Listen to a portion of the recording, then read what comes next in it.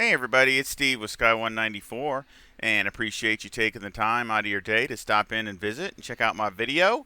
And I hope you're gonna grab a drink and some chips or whatever snack that you enjoy, and sit back and relax and see if we can get this Ferrari to pick up the pace and finalize this setup for this car for Monza. I hope you saw part one. Of course, this is the next day, and excuse, my sinuses are messing up. Sinus issues again. Trying to see if we can get this thing some more performance out of it with a race setup. Of course, if you watched, again, I suggest you watch part one, which shows us basically taking it right from the very beginning, from an aggressive setup, and getting it to now and using Motec and all those kinds of things. And now the real hard part begins, because it begins with trying to find more performance in the car and still have drivability and all those other things and all the parameters that you're trying to have, with decent stability, decent consistency, and all those kinds of things. So so you didn't have to sit through it to kind of warm me up, to get my driving thing going and my blood moving and all those kinds of things. I went ahead and did like 20 minutes. Didn't touch anything, just exactly the setup that we left it as. And we're just gonna do the last lap here. Of course, I was, getting myself up to speed also. Excuse me. And we're seeing we can,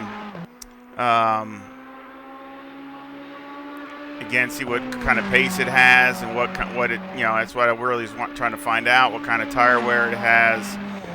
You see that last was a 49.85, so not the greatest. Fast is a 52, so that's not terrible for me for a race, race fuel load. But we definitely need to go a lot faster. You need to pick it up for sure.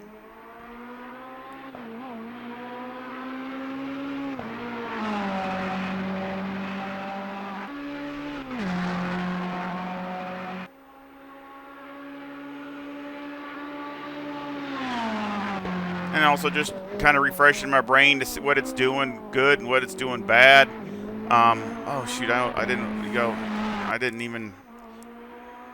Let's watch this again. I want to show everybody, see what the speed.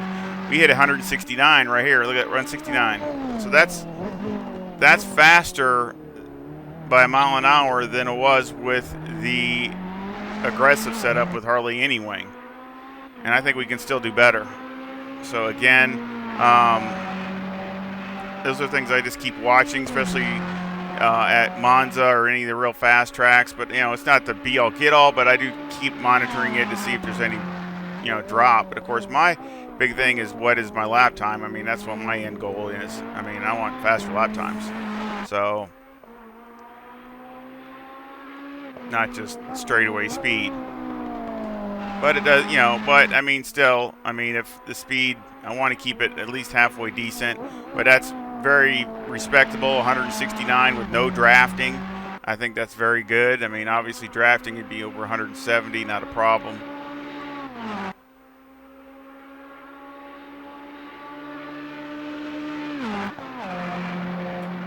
And like I said, that's with, over double the wing than what I had in aggressive. Aggressive, hardly had any wing. So we need to get it to handle even better, so we can get, especially off of Parabolica, so we can get even a better drive down that front straightaway. It's still understeering through here, so I mean, that's definitely keeping it from getting on the throttle earlier and carrying the momentum through the corner. I mean, it's still way better than it was, but still, it can improve.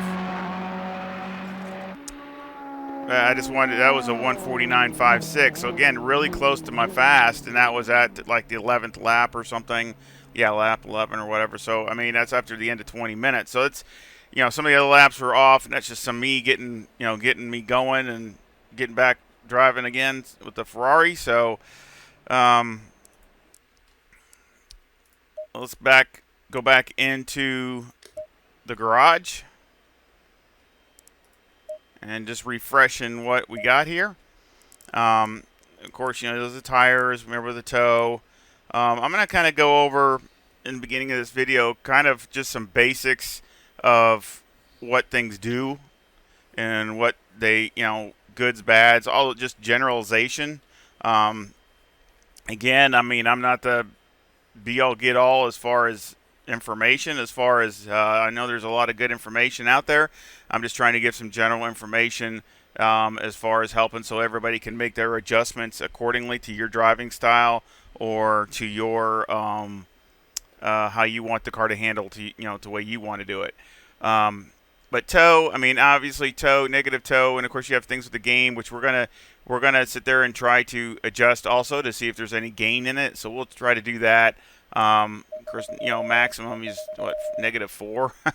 So we're gonna try to do some of that too to try to, again, finding performance is probably the hardest part, because again you're having to try a lot of stuff and to see if you can gain and how it feels and not hurt the handling and not hurt the drivability and all those kinds of things.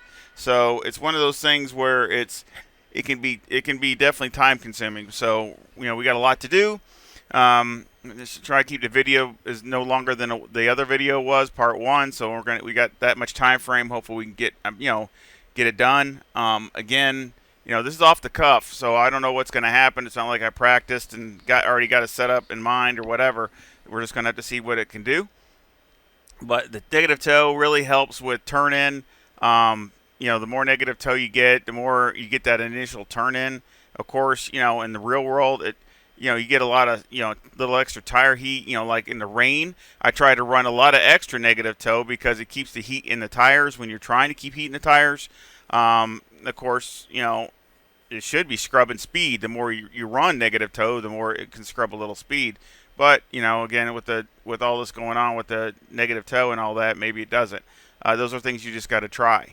Negative camber, again, I just don't like running a lot of negative camber. And if it works for you, that's fine.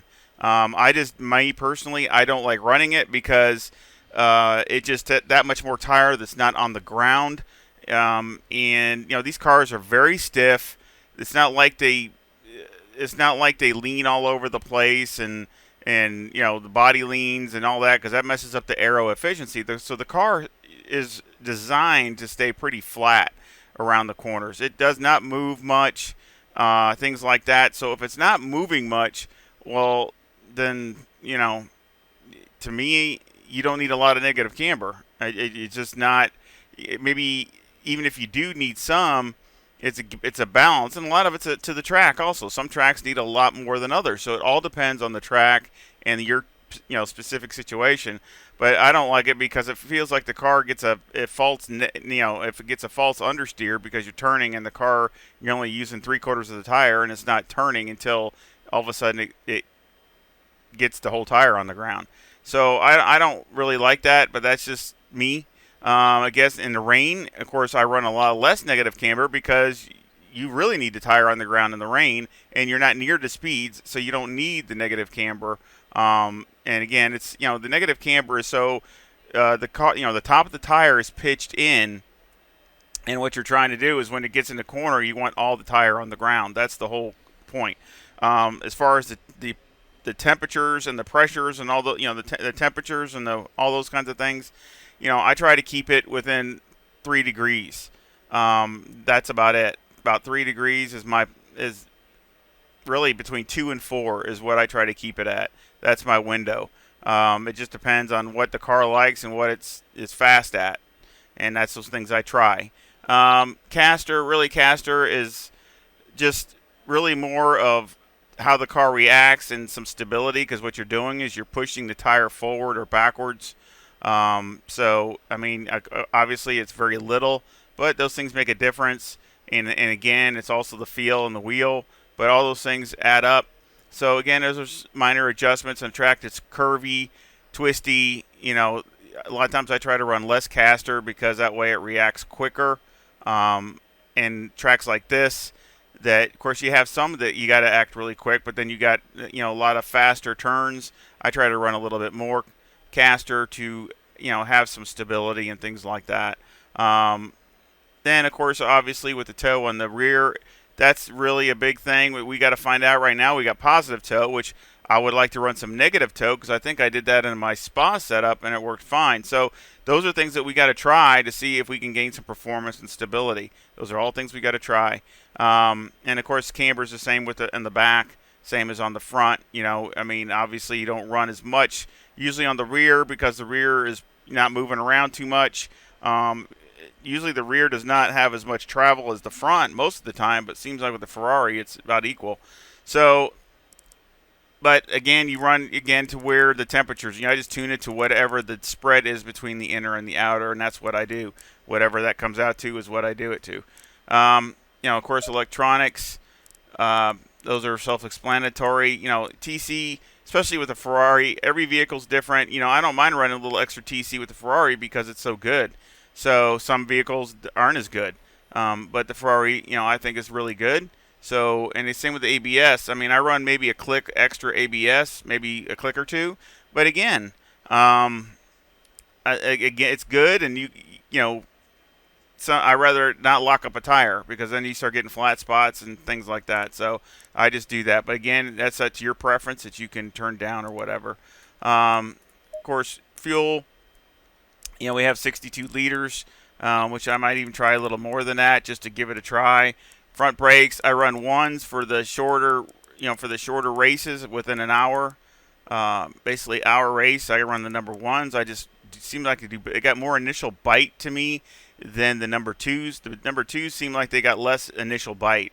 So, when I on the brakes, you know, it's all in. So I like the number ones more. But obviously, if you were in an endurance race, then you would need to go to number twos because they're going to last longer. So, I mean, they can last, you know, I think up to like 12 hours or something like that. And you might have to change pads once in a 24-hour race, but they last a long time. Also, they're good if you might have a little rain because they can do can do rain also. The number threes are definitely just a rain only pad, so that's only in full wet conditions. And the number fours are the experiment, or the really that's what they do that for to test it what it's going to feel like with worn brake pads, with worn out brake pads. So you're going to go out and drive it for a little while and it'll feel fine, and then it'll basically relay to you what it feels like when the pads are bad. So that's what the number fours are for. And that's what Aries said from Kunos.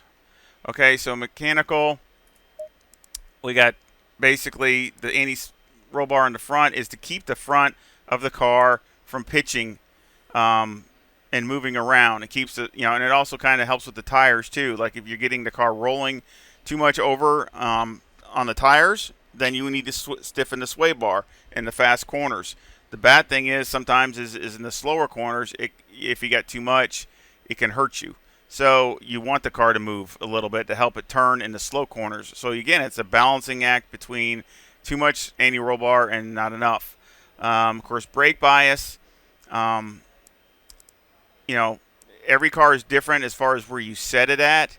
You know, some are more than, you know, you got more aggressive. Some like the Bentley, you know, you probably, you know, real aggressive is like 59 on the Bentley, and certain cars like that. Or, you know, a lot of the front engine cars are not as aggressive on the brake bias as the mid-engine or the Porsche that's engine in the back. So that's, again, all different per car. But brake bias is a good tuning tool to use during the race. That you obviously you're during the race, and I always try to set it up to where you can at least go up a point, if not more, to try to tune some of the understeer. So if you're driving, tires are wearing, fuel load is changing, this and that, and you're getting a little understeer, you can turn some brake bias, and this works on any car. It doesn't matter what car it is.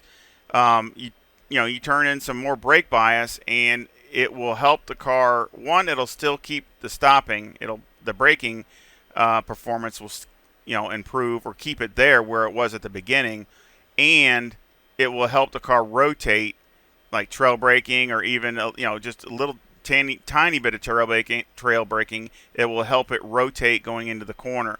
That's what that will help. Of course, it won't fix it totally, but it will help it, and it's a good tuning tool to use during the race to help you change to changing conditions, or just wear and things like that. Okay, steering ratio again is just that's personal preference. Most of the time I have it all the way down, maybe a click or two, and that's just to how the steering reacts. So again, I mean, it's just all on your preference. I really don't think it might have to deal with performance, but it's in each driver.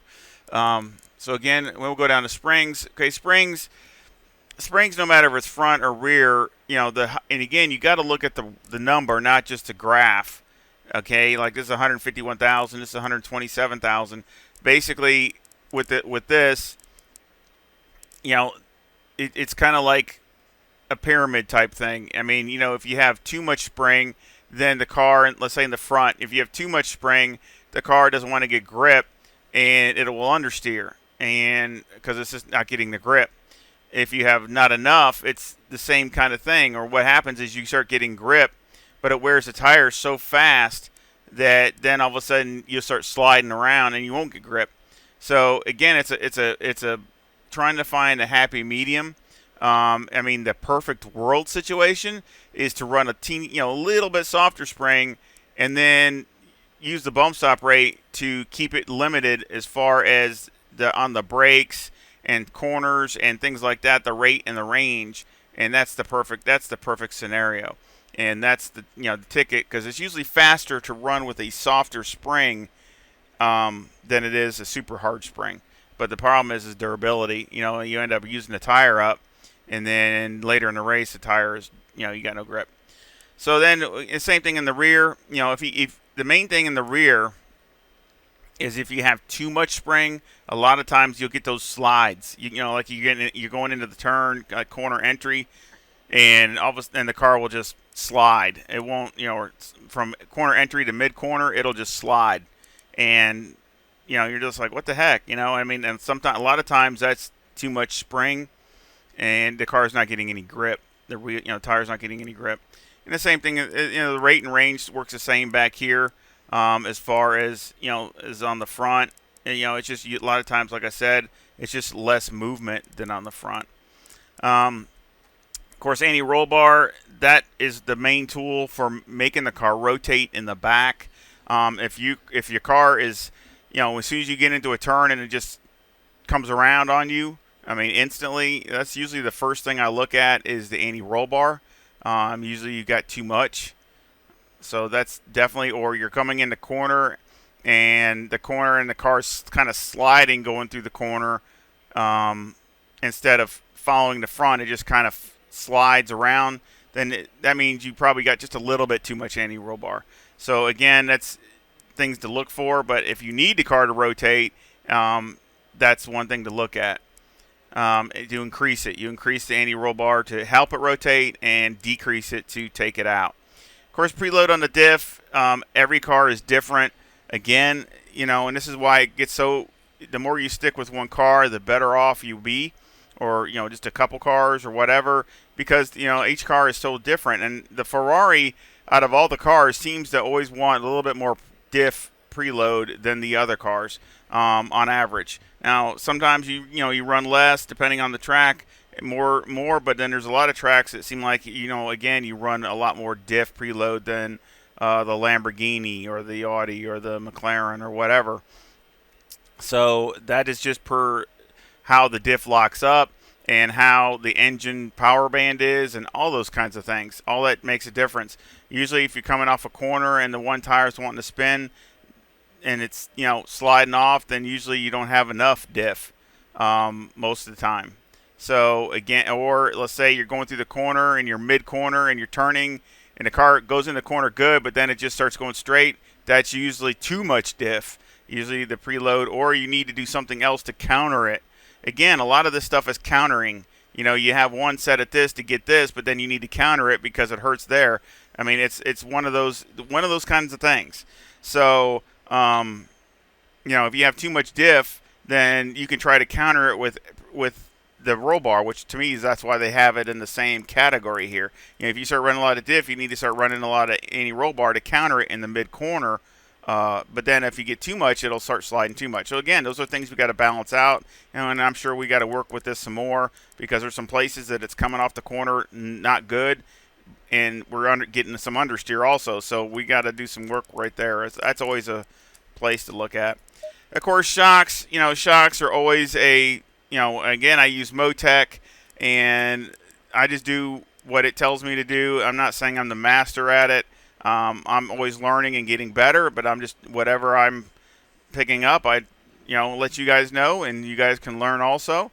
And basically, it's definitely improved my setups from before I was using Motec. I still think, I still think they're better, and they're more overall. They're better as far as bumps and performance and the whole deal. So I think it's still a better way to go. But shocks are definitely a science. One of the basic things in shocks is, especially in the wet, I always run them a lot softer because, again, that's to get grip, especially on the bump.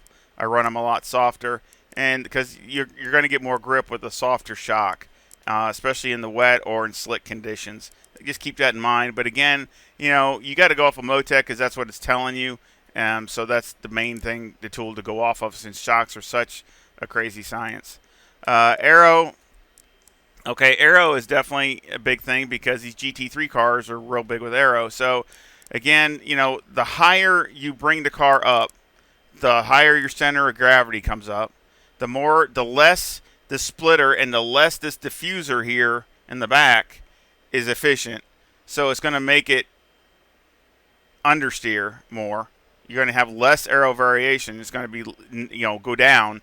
So the higher you run it, the less it's going to be. But also less top speed because you're going to have less efficiency on everything, okay? So, but then on top of that, you still got to have it high enough to get over curbs and sausages and things like that. So again, it's a balancing act. You got to balance it out, obviously with that. Now, if the car is understeering in the front, a lot of times you want to lower the front of the car, not the back. You want to lower the front to get the front to get more grip and to make the splitter be more efficient. Okay, and that's going to lower that's going to increase your front aero variation as far as to the positive.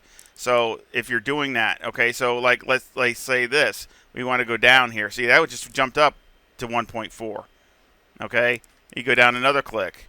Now it's 1.6. So we went 2 clicks down, and it jumped from 1.2 to 1.6, and it's all on the nose, all on the nose. So that makes a big difference. Okay. But you got to also see if you can get over curbs and bumps, or you might have to change your driving and just not run over them so hard. That might be the better way, where if you do hit them, you hit them, but you don't wreck. I mean, that's always not, but you're definitely going to mess the car, as far as slow down. But the main thing is not wreck if you do touch one. But the main thing is here is to be efficient with that. Okay, but the lower the car can go, the more efficient it is. And that's where the wing and all this comes in. I mean, a lot of times I can run more wing, but I'm lower and more efficient, and I'm running just as fast as somebody just like with less wing. And that just showed with the aggressive. I mean, we're at 59 here. The aggressive was 57 in the front and all the way down in the back, and it had a 2 rear wing. And look at the front aero variation. It was 2.7 to the positive, so that's way more. But yet it's still understeered. It understeered like crazy, okay? And on top of it, our top speed is just as much or more now than it is with this combination. And it has hardly any wing at all, and with this.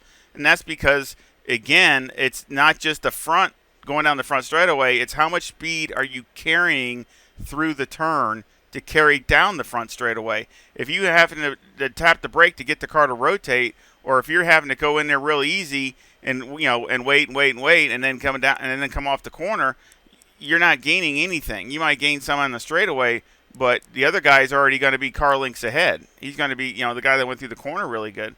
So again, it's just a balancing act. I like a car that's more balanced that way, and also it just makes it more raceable through the whole stint instead of it just being focused on one thing. So again, we've raised the car up and added more wing all the way down to 1.2 and we're doing faster speed down the straightaway than it was with the aggressive with this setup, and that's just because we're going through the corner faster, and there's still a lot of room for improvement, so we can go through even faster. So again, that's how a good setup will work, in working all the way around. So I hope that answers some of your questions. I mean, again, if the car, let's give some basics, because I know a lot of people don't know what to do if they're at a race. Let's say you go to a race and you got this set up here, and the car is understeering horribly. Okay, well, you got a couple different choices. I mean, you can raise the rear or lower the front. Okay, this is really pretty much on any car now. So this is generalization. You raise the rear, raise the ride height in the rear, or lower the front. Either way. You can also take wing out, but that's going to be a big difference on whatever car you have, because the wing is, this wing goes to 14, so it's a lot of adjustments. So again, and this, the diffuser on this is just as efficient as or more than the wing is. So you basically, have to take that car by car basis, but you can also take some of the wing out.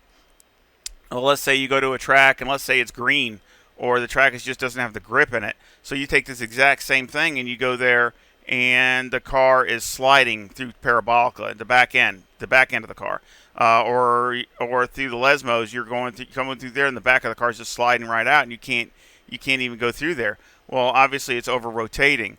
So then the thing would be to do is, if it's doing it right away, you can look at taking some of the sway bar out.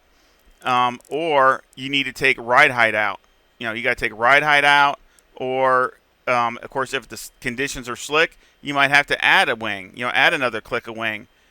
Those kinds of things. If the track is green or doesn't have grip, or it's damp or whatever, that's why, just like in the rain, you add more wing. Things like that to keep the back of the car. Those are always things that you have to do. Now, again, we're going to try to optimize this even more, and to maximize the speed, maximize the handling, and get some more performance out of the car. That is the goal. I don't know where it's going to end up. I don't know, but we're going to give it a try, and I hope you stick with me. And maybe all of us can learn stuff. I mean, I learn something all the time, and what works and what doesn't work, and that's what you're finding out. And that's why there's no quick way to do these setups. There is no just hit a few things and bam, you're super fast. There's always a compromise somewhere, and I mean, unless you're an alien, which they can take pretty much anything and go for, really good. If you're not that, then you really gotta, it just takes the time to have everything working right to make it you get to maximize it. So let's go ahead and get started. The one thing I want to try is I want to get this car lowered down and maximize some of the performance. Again, it's understeering something, so we're going to try a few things. I mean, the balance is not bad, but we need to gain performance. We're not where we need to be, so I want to leave the wing alone. Okay, leave that alone. I don't want to run as much wing as I have to, so we'll try it there for right now. I wouldn't mind even going down a click, but let's just leave it there. And let's go down one here. So we just added front arrow variation is 1.3. So we just added a little bit. And I'm actually going to go down one more. So now we're at 1.5. So this is trying to get the car as low as possible to make it work. Okay? To make it more aero efficient through the corners and down the straightaway, because it will help it down the straightaway. Again, okay, but now we have to change a few other things, and that's the thing. Every time you change something, you're going to have to change something else a lot of times, okay? I'm not worried about shocks yet, but we're going to leave the dampers here, or the shocks, not the shocks, but the springs and all that. We're going to close up these bump stop ranges, because it's going to, I don't want it to hit. It was hitting earlier. I was watching it on a replay, and you can hear the splitter hit on the brakes. So I want to limit the front end, how it's coming down. So we're going to tighten up the bump stop range pretty much all the way around, just a few clicks. Okay, and then we're going to also increase this because remember going through the second chicane, it keeps wanting to get pretty unstable through there. So we're going to put the preload back up and also give it more anti-roll bar to compensate for that. So again, a lot of times these go hand in hand. When you adjust one dramatically, you might need to adjust the other. Either way, backwards or increasing or decreasing. So we're going to give it some more anti-roll bar, but we're going to give the diff some more diff so we can lock it up sooner to come off the corners with both tires digging instead of one tire, digging and the other one isn't. So we're going to try all this. And again, the wear, you see the wear from me doing like that 20 minutes. It's not real bad, not too bad at all. It's pretty close. So again, it's something we can go off of. And let's go. Let's make some laps. Now again, this is how I do it. You go ahead and do it any way you want to. But this is just, again, personal preference. Usually when I get so I don't get messed up. So see, I got Sky Temp right here. That is to me, I do that when I have a setup that's roughed in, but it's not done yet, but it's just roughed in. That way, I know I come back, it's going to, I can just click on that, unload it, and start the pickup right where I left off. And then, like, we just did a bunch of changes. Well, now I'll go and put it onto here and override it. So now it's onto that. So that's, now if we need to come back, we can just reload this. If we get too messed up, we can come back to our start and go from there. So that way you don't get all kittywampus and then completely get lost and you're off in nowhere land. So again, that's just how I do it. But I've done that before and got all messed up and ended up spending even more time trying to just figure out where I went wrong. So let's go make some laps.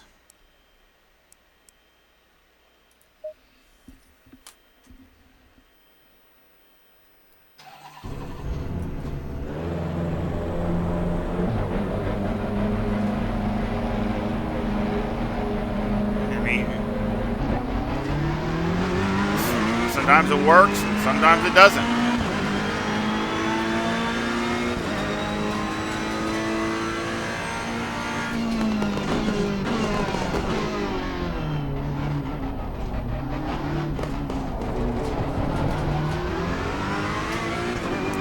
I hope I'm communicating things all right, trying to give everybody's ideas of how things are working and all that. Again, if you need to ask any questions in the comments, that's fine. And, ask any comments, and I'll try to answer the best I can.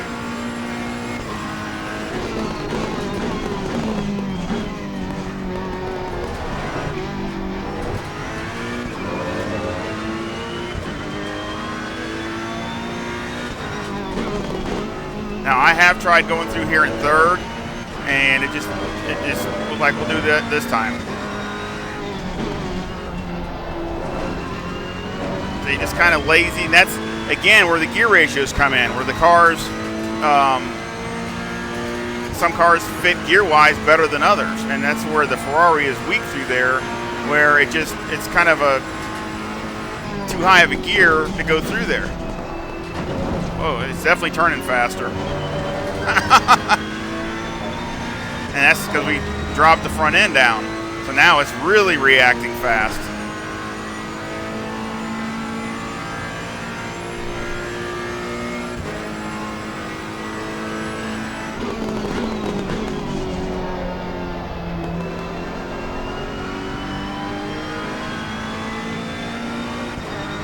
We gave it more diff, so again, that's going to counteract some of the stuff that we did, but we need to do that to help other, coming off the corners. So again, you're trying to do, multiple things.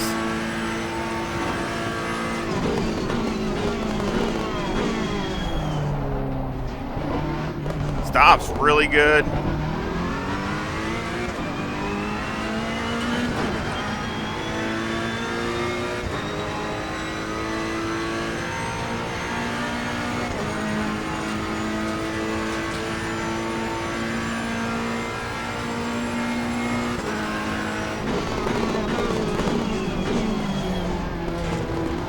Turning definitely fast. See, it's better through there, but it still does it a little bit.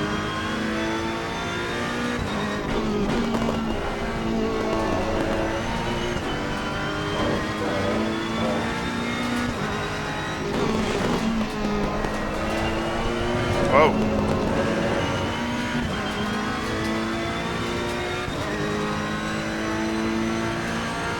And see, it might have too much anti-roll bar still.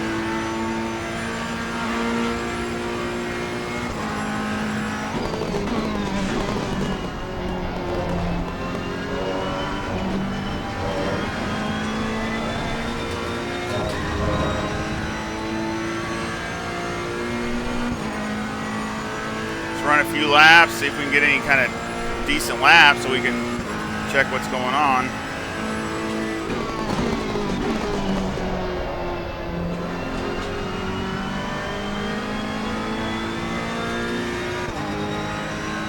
I definitely like the way I think it's going through Parabolica better.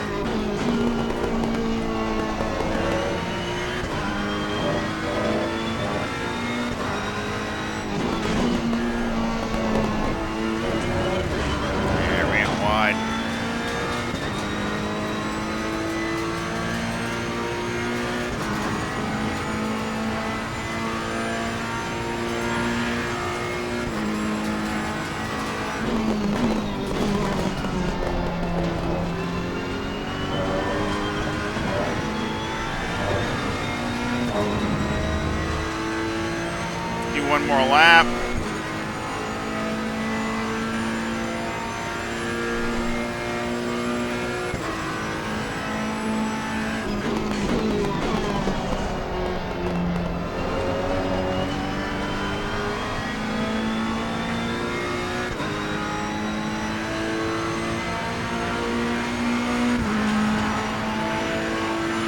That's real close to our personal best for now. It's definitely going through that last corner better.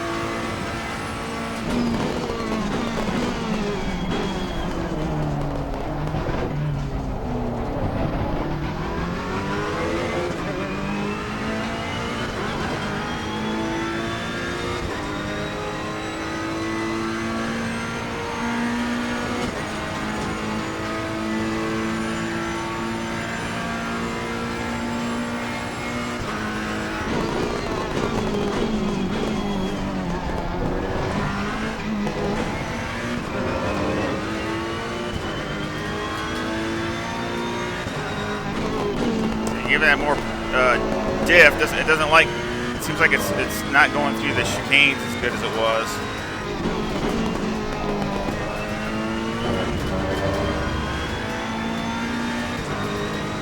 Because you're changing directions, you know, quick left right or right left, and I mean it's not wanting to go through there as clean.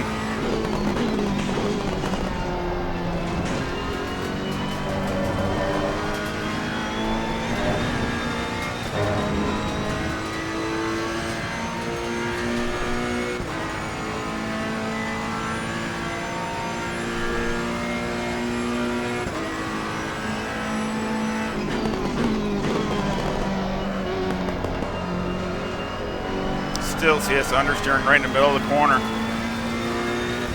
So I think if they take the diff back out,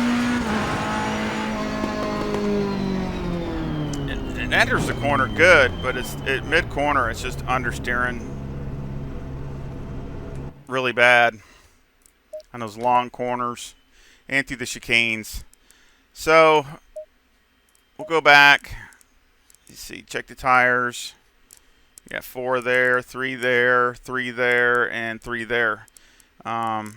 And of course, doing that when it understeers like that, you start building up heat really bad because you're just sliding the front tires. So that's not good. Tire pressures don't look too bad. Knock that down a little bit. Knock that down. So what we need to do here is, I think what we need to do here is raise this back up so it's even. So now we got 58. We'll try that. And again, you also got to take in mind what it's going to do later. So like, you know, right now we have 62 liters. What's the ride height going to be later on? So you check that. So this comes up 1 and this comes up 2. So that's not so bad. So you're still, you know, really close. You don't have anything drastically going out. So that's okay. But we want to check that.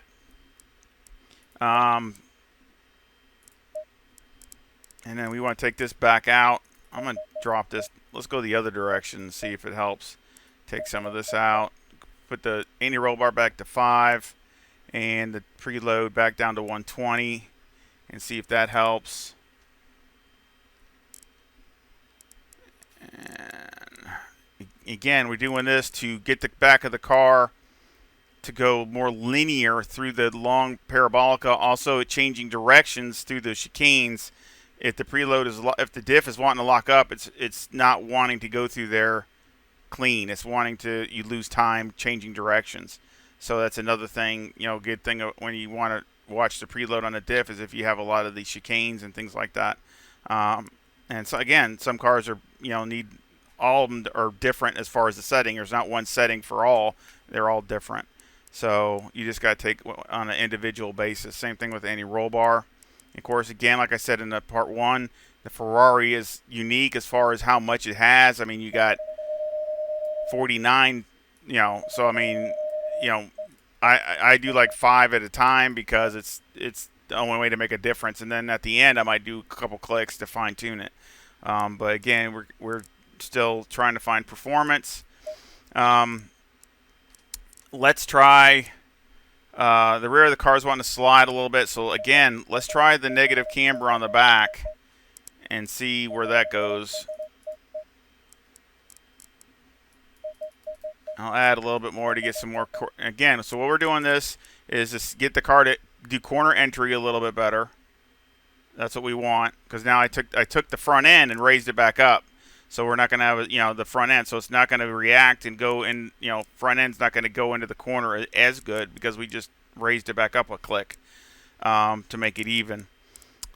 So to counter that, and of course now the middle of the corner, we hopefully should be better in the chicane because this, we took a lot of preload out, and of course the back of the car kind of sliding on the corner entry and all that with the anti-roll bar. So we don't have as much preload on the diff, so we don't need as much anti-roll bar. So we took some of that out. And then here, but we want to get a little bit more corner entry, so we increased the negative toe on the front here. And also to help stability on the rear, we're just going to see if it works. It has worked in the past. We'll see if it does here. We put negative toe on the rear of the Ferrari. I think that's what I had at Spa, and it seemed really good. So again, we'll try that because that could be some of the issue than other things. So again, it's just things that I know that I've tried before. We really didn't have a good lap there, so there's no sense of going over Motec this time. Let's just try this. I mean, I want to get some decent laps, so then we can go over it.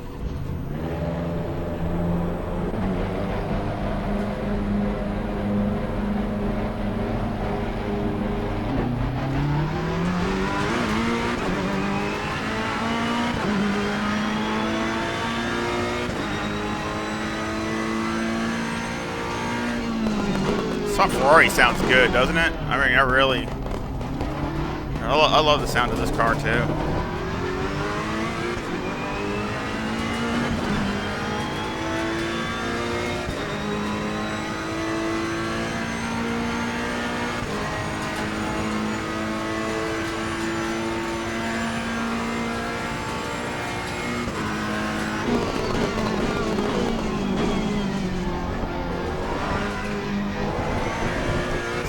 get with that.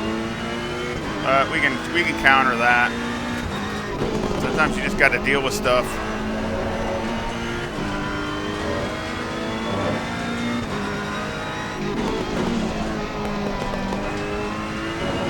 See, it feels so good going through those lesmos and changing directions. It feels so free. It doesn't feel like it's bound up anywhere there at all.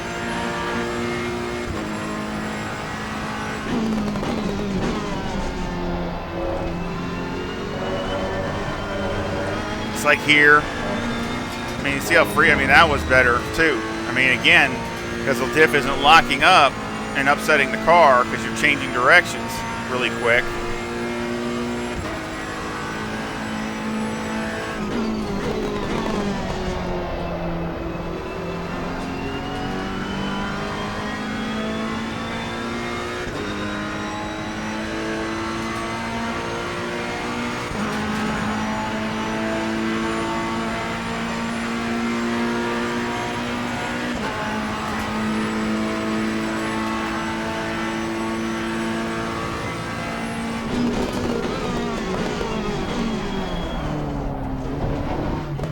Really good on the brakes.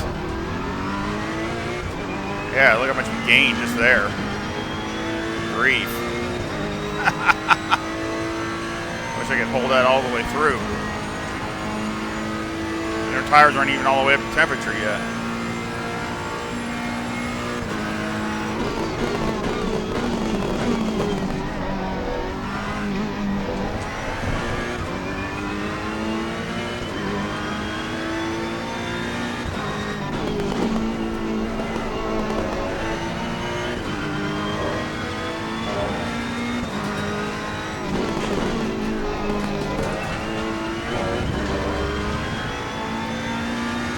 Lost some time through there.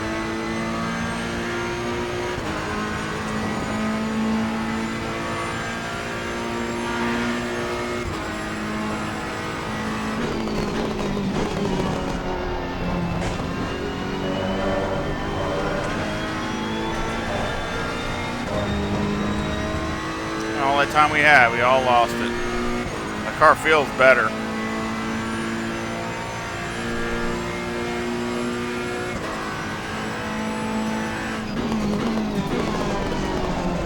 Oh, too much trail braking.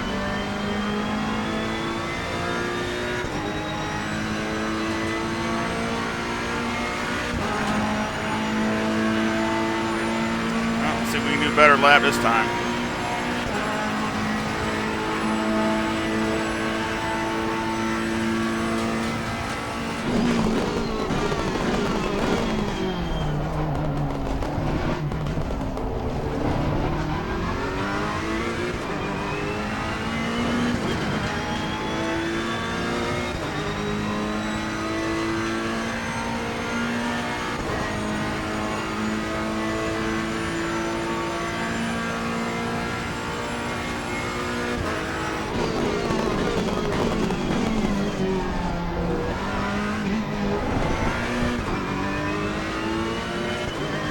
Weak through the lesmos here.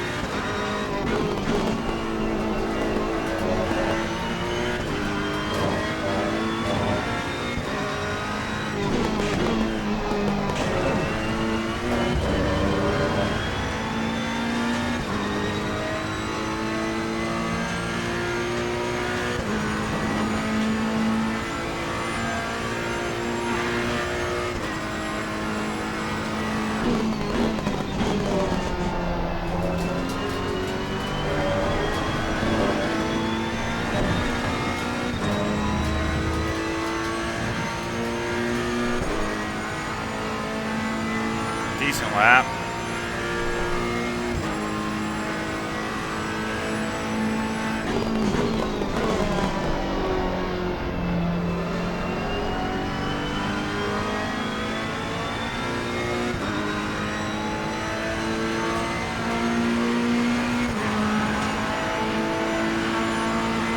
Well done, mate. Nice little fastest lap. That helped a little bit, but not much. Increase the brake a little bit, see if that does anything.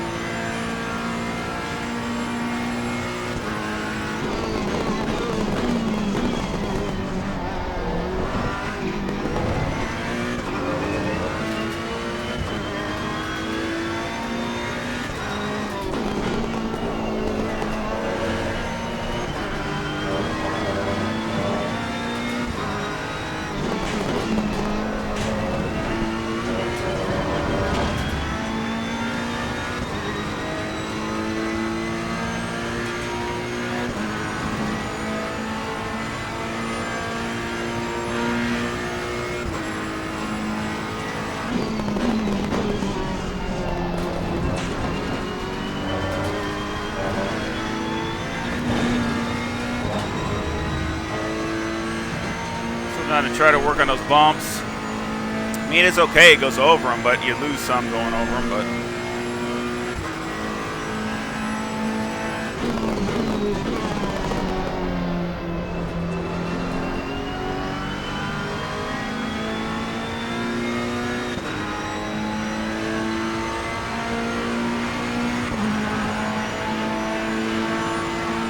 Well done, mate. all right.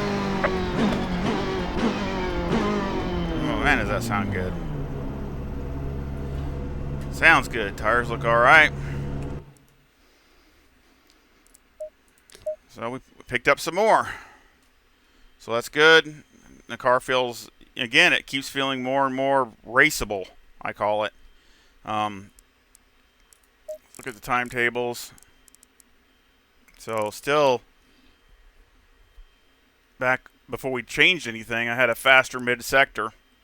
And there's a faster end sector. So again, I mean, that's on the lap before that. So, I mean, there's a tenth right there, a tenth of a second in the last sector, and another tenth of a second. I just need to attack that second sector a little harder. So that's, I mean, then you're down into lower 49, so that's good. I mean, that's where I'd like to be, is down to really low 49s or high 48s with a, race fuel load. I mean, that's a good starting point. So let's look at the tires. So you got 3, 4, and 3. So not bad. And you could lower these down 1. I'll leave this alone. You could lower that down. Trying to keep the tires. These are perfect. 27.6. Gives them a little room to get a little hotter if they need to be. So that seemed to work pretty good. So again, gave a little bit more negative toe in the front, and went to negative toe on the rear, and it feels like the back end likes it. So that's something I think the Ferrari likes, at least most of the time. So we'll leave that alone. So let's go to the tire wear. Tire wear had a little bit of light graining, but that's not bad. And wear's good there, and the wear is actually really good here. So see, now this is even. That's really good. That's an improvement. So I'm always looking at that. So now let's go to Motec and see what's going on there.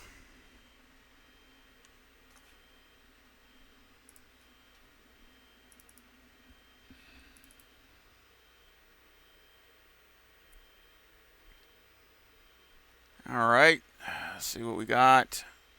It's either on this lap. I check a couple different ones.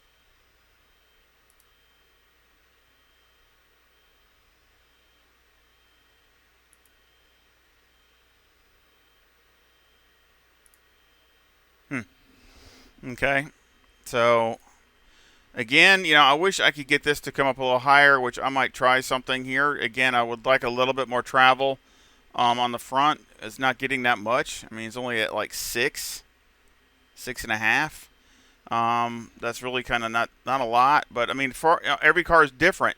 Like the Bentley, the other day, I messed with the Bentley. It's up 14. I mean, the front is like way up there, and then the bottom is less than this. So every car is different. Again, it depends a lot on the front end, on the geometry, on what suspension movement it has that's built into the car. So they're all different. I mean, again, it's not a one thing fits all. But again, you want to maximize the travel, so you're using all of the availability as far as the shock and all those things. So we might try something to get that to come up. This actually looks like it's come down because we went to a stiffer spring. I think it brought it down some because I think it was a little higher than that before, I think. But they don't look bad. They look pretty good, actually. Let's see. This says 48. That's like 40. That's 49 something, so that's not real bad. And then this is, that's 50. 50.8. So again, that can come down a teeny bit on the bump. So let's see. I guess I'll lower the fast bump if I can. Mouse is giving me a problem. Come on, mouse.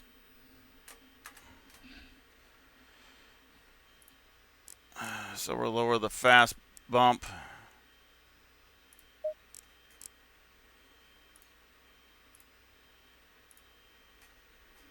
And then over here, and the reason I do that is to see how it's high up here. So I'm trying to get this back down just a little bit down here. This is about even right here, so it's not bad. It's close.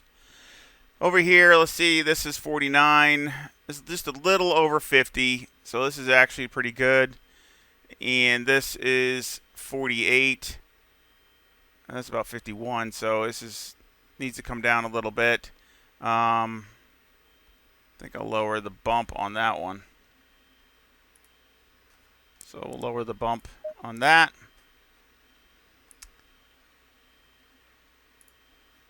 So that's that. Again, just a click here, click there. This is 47, 48, and about 48 and a half. Let's see, 47, about 48 and a half or so. So this can definitely come up. 40, oh, man, it's not real bad.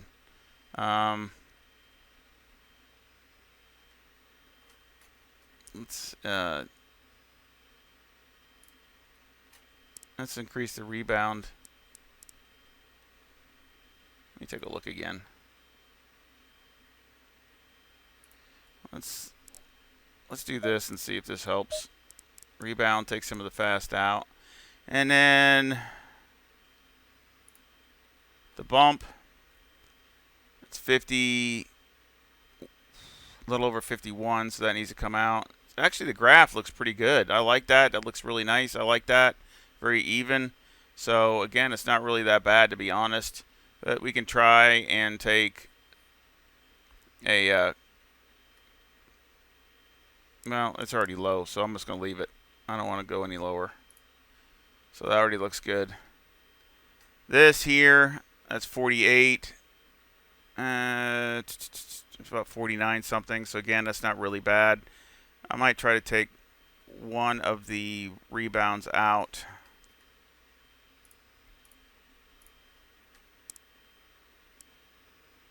I think I'll do the same as I did to this. Let's try that. I'll do the same, and I'll leave that the same. Let's check it. Yeah, it doesn't look so bad. So we'll leave that alone. So again, it's just mainly little clicks here, little clicks there. Try not to go out of the wrong thing this time. I mean, you could leave them up and just leave. I've done that before, just leave them up. But a lot of times I just try to do that so my PC doesn't have any issues as far as, you know, the performance of it's as good as I can make it without something else running in the background. So again, we got that done. So now what do we do? What do we try to find performance at now? Well, this is definitely getting closer and closer on the alignment part and the cambers and all those things. Really, I think we're getting really close. Really, anything left would be fine-tuning. Electronics, I think we're good. I don't think really can do much there.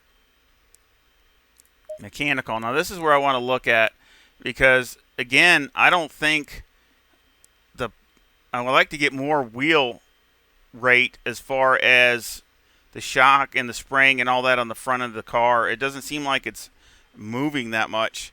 So we're going to drop the spring another click and see what it does on the Motec. Okay? So we're going to drop the spring one more click. And I'm going to increase this spring one more click to get it even less on the back. Because, again, I mean, the back doesn't usually have as much movement as the front, really, most of the time. So let's try that. And, of course, that'll help. What does that also do? Well, what are we changing? Well, with this changing, this is going to make the front grip a little more. So that's going to make it turn a little better. And this is and the raising the rate in the back is going to make it transfer the weight to the front. So again, it's going to make it turn better. So again, everything we did there is to make the car turn better through the turn. But it could be too much. It might be too much. So there's no way of knowing unless you try it. But instead of changing Aero, this is mechanical grip. And of course, then also once you get it finalized, let's say you like the way it's turning, well, then you got to do a little bit longer run and see if it is burning the tires up too fast. So that would be the next test if this passed the test as far as performance. So again, we weakened the spring, one click here and stiffened it up one click here. I want to see what it does on Motec. That's the big, see what it feels like in performance and what does it do on the Motec side. Does it change anything? Here, I'm just going to leave it alone. It's not that bad. The balance is pretty good. So, and I'm not going to change anything on the bump stops. I'll leave it the way it is. We might have to, but for right now, we'll just leave it the way it is. Let me make sure we got it on the right tire. Yep, fresh tires.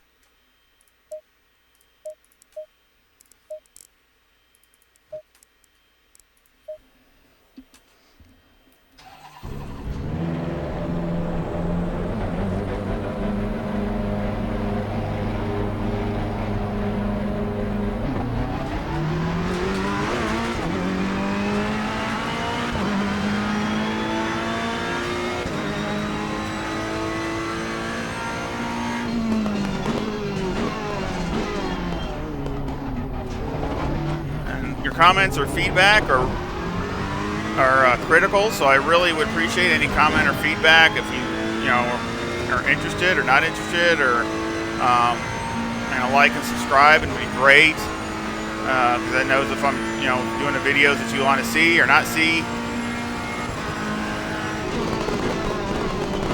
Of course, this is just the first track in the series. The next track is Misano, which I love that place. So we have, of course, and the setup, of course, will be totally different than what this is. That's why I like it, because all these tracks are different. Of course, Misano and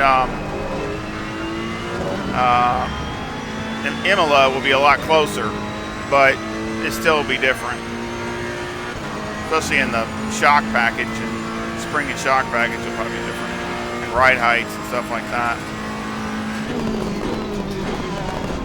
Feels a lot different. Feels better. Feels good.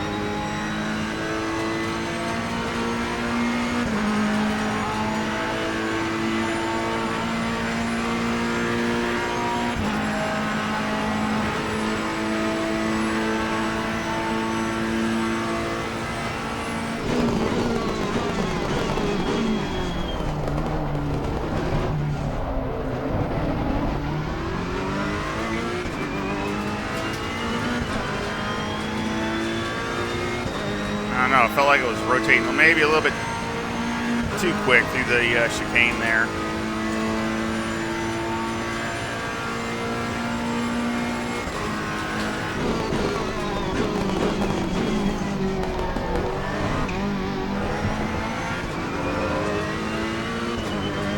We'll see.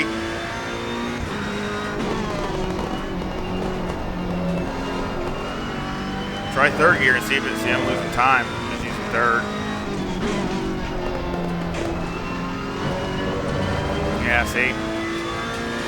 Losing more time. So that's why I don't use just third gear. It just don't seem like it can drive off, through and off the corner.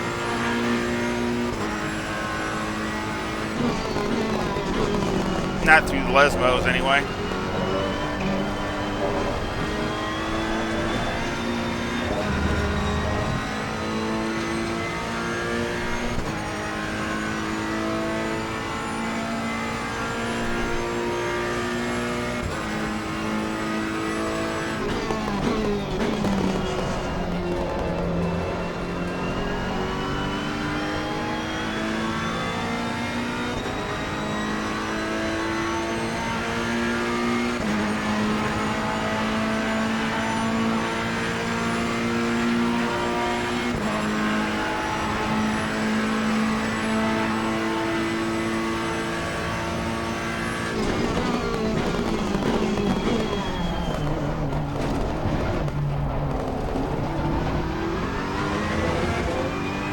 Better.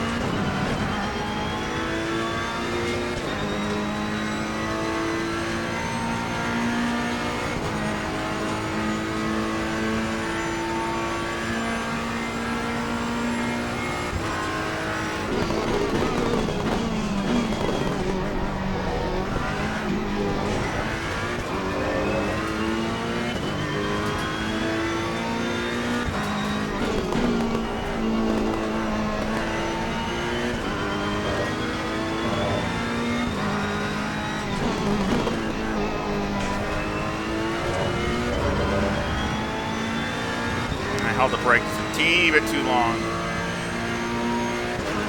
So just letting the car rotate.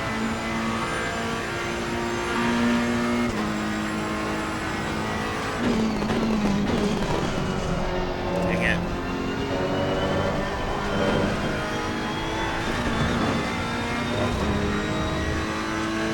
That's another thing that's nicer about the softer spring. It goes over the bumps a little better.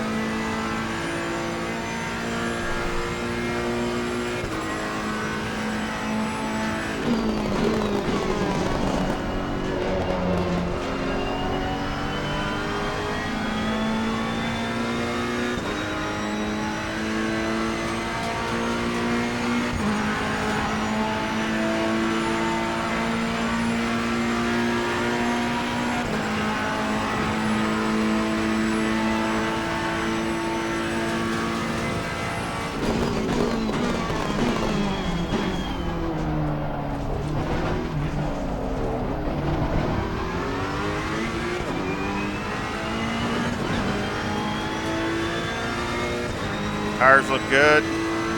Temps alright. I mean, the pressures look good. It's driving good, but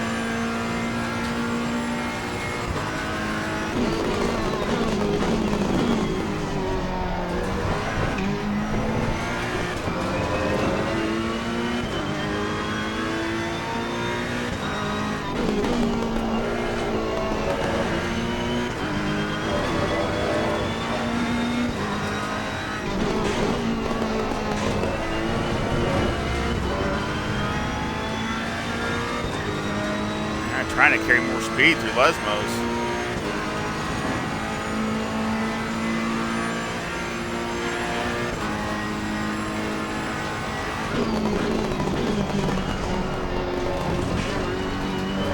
Ah. Whoa.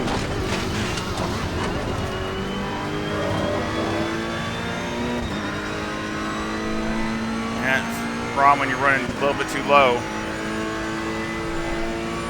But still didn't wreck.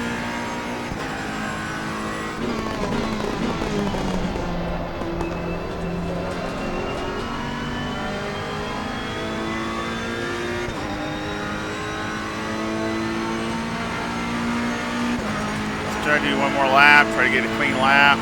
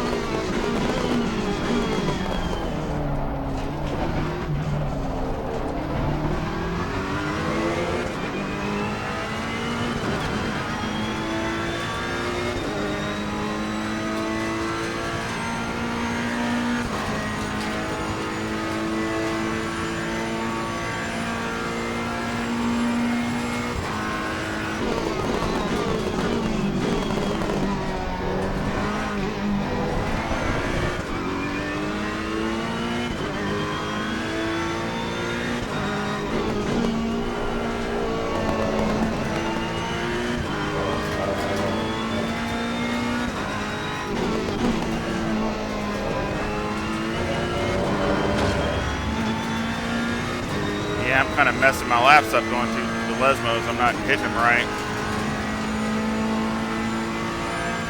And up here.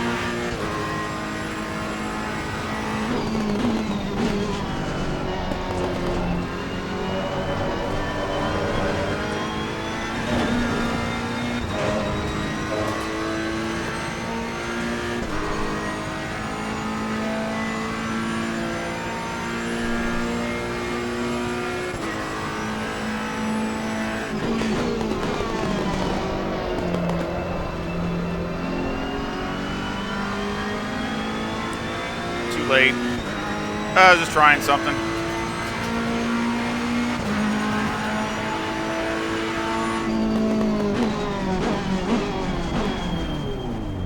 Tires still look okay. Alright, well, we learned that. Didn't really, I don't think it really helped. It helped over the bumps, but it didn't help in performance. So that did not do what I wanted it to do.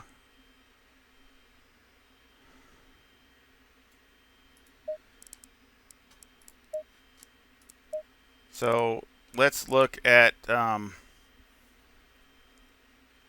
Motec and see what it says. Let's go dampers and get on that. Let's just see what it says.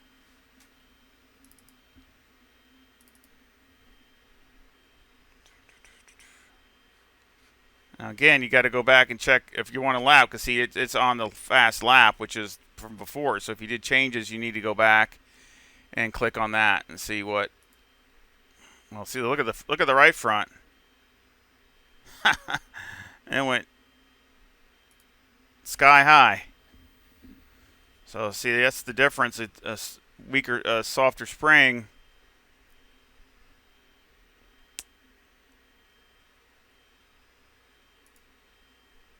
Didn't really make it too big a difference on the left front.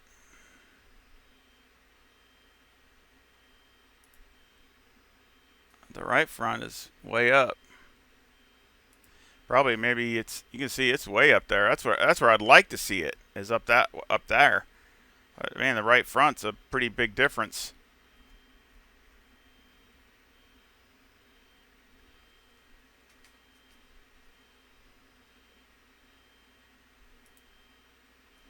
I mean, compared to the fast lap.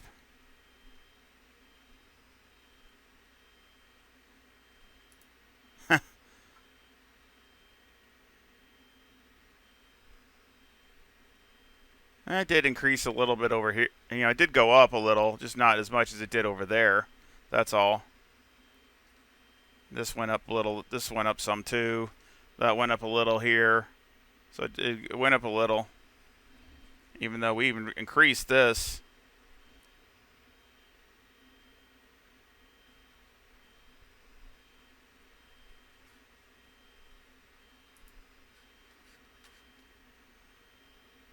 So we're not going to mess with it because, again, you know, we're going to probably change some other things, and there's no sense in messing with it because this is going to change again.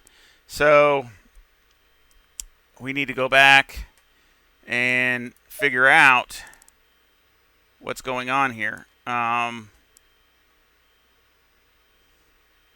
mean, I like the feel of the car, but it's not performing the way I want. So let's check the replay. Let's look at the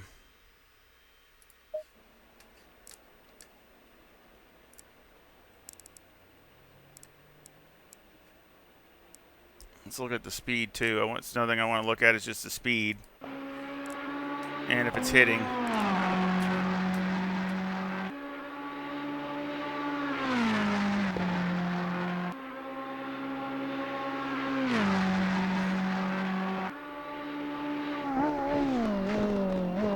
Didn't hear it hit. Still hit 169. So let's try the fast lap, and that was 19. So this is with the other springs on it.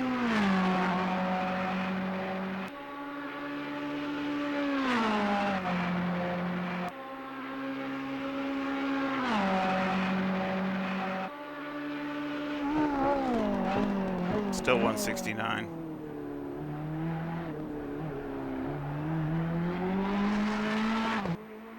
Okay. All right. So we'll go back to the garage. And again, you know, use your replay use it to your advantage. I mean, you can look at any camera angle you want. You can look at, comparing speeds, comparing if you're hitting things, you hear, listen for a contact, sparks, all those things. Use that to your advantage to double check things or to see where you can improve upon something. It's a great tool to have. So we're going to go ahead and I'm going to try one other. Let's try something else. I'm going to put this back.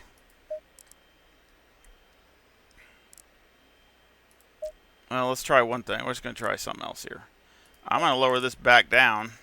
So let's try that and just see how it is. Tighten up the bump stops just a little bit. A couple clicks. And then here, we got a 1.3 Aero variation. So we're going to raise that. So now we got 1.2. So we took some out. We're going to take one click of wing out. So now we're up to 1.6. So let's see what we can get, how it handles, how it brakes, and also what the speed is. So, you know, we raised the car up a little bit, so it's not aero as efficient, but we also took some of the wing out, just a click. I'm not going to go any less than that.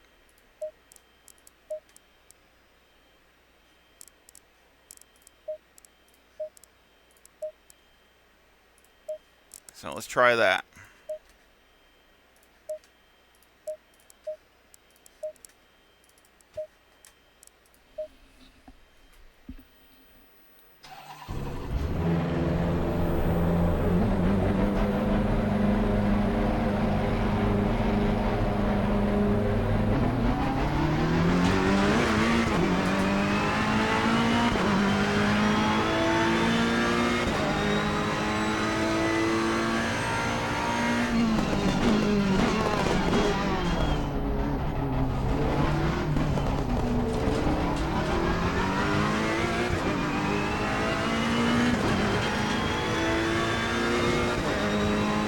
Because, you know, you're not just looking for a fast lap. You're looking for, laps, multiples.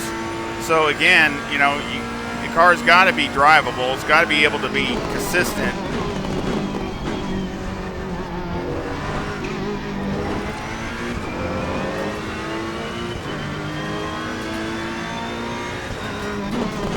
And that's, the type of setups I like to do because, race isn't won in a lap. And if you look at the really fast guys, they're not just fast, they're fast consistently.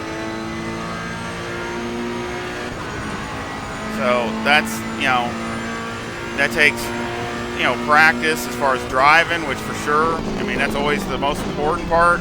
But then also takes the car to be, the consistent part too.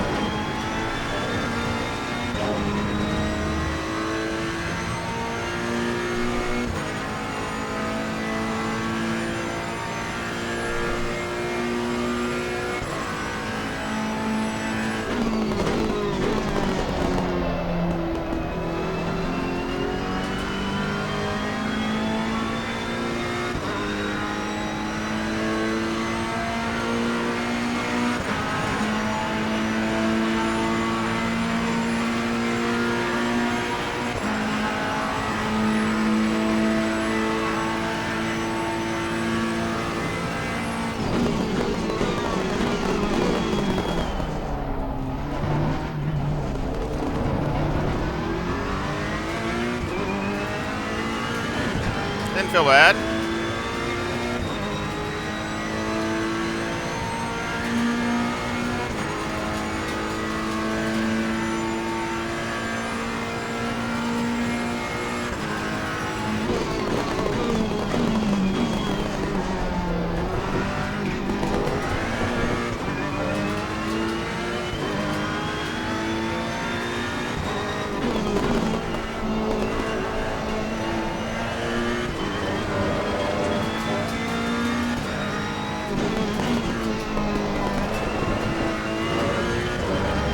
Understeering some.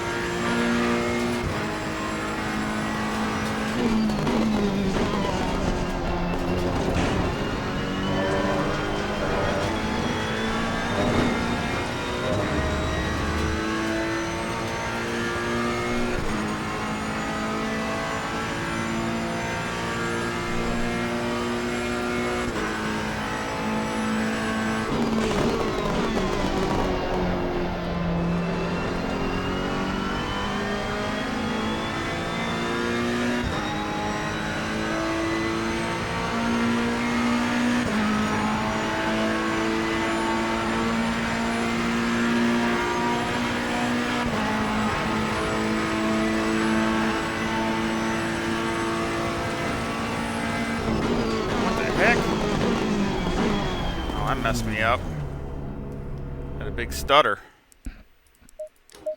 That screwed me all up. Well, let's see here.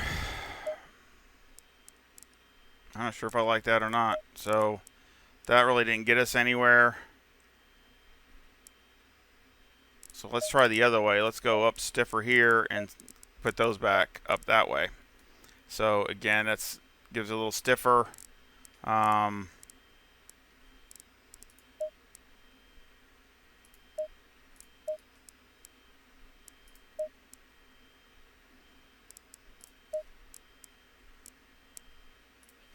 Let's try this. Let's just try this to see if it's going to work. Again, just trying different combinations. You know, we lower the car down to let it be more aero efficient. And of course, we still got the wing compared to before. We had one more click of wing. We got that out. And of course, we got the spring change. I want to, you know, again, I'll check Motec if we can get some decent laps so we can tune that in some more.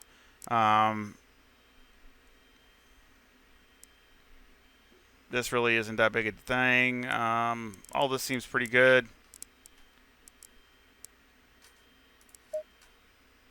It's just trying to find something that works. This still has, you know, it's not understeering, oversteering.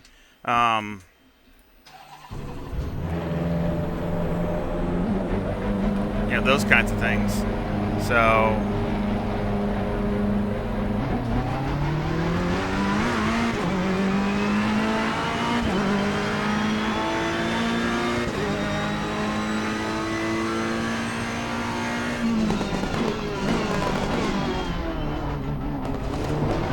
and we'll check the speed on the car too, see if it's even picked up. I mean, that's another thing. I mean, if it's not picking up anything, why have the, you know, why take wing out?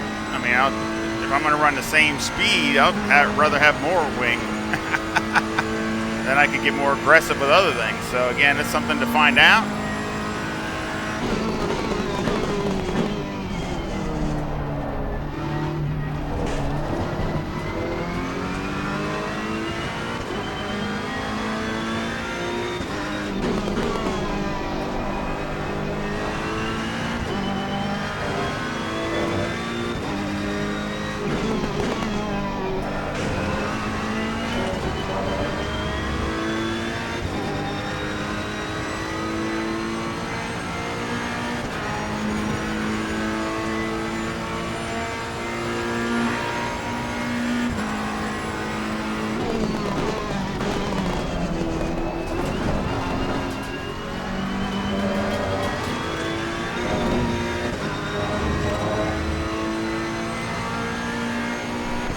Thinking the bump's a little harsh.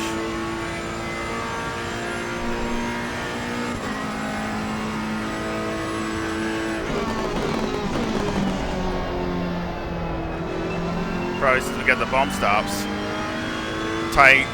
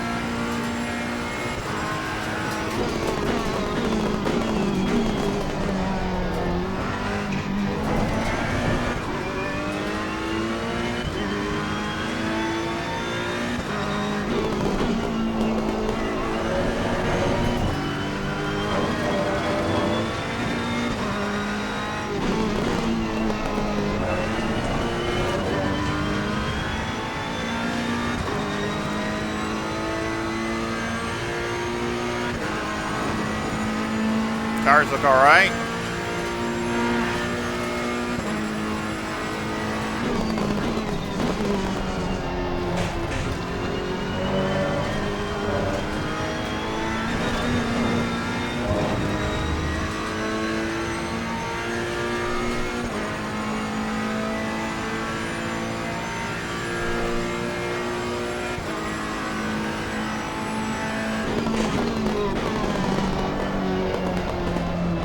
you definitely feel it understeering a little bit.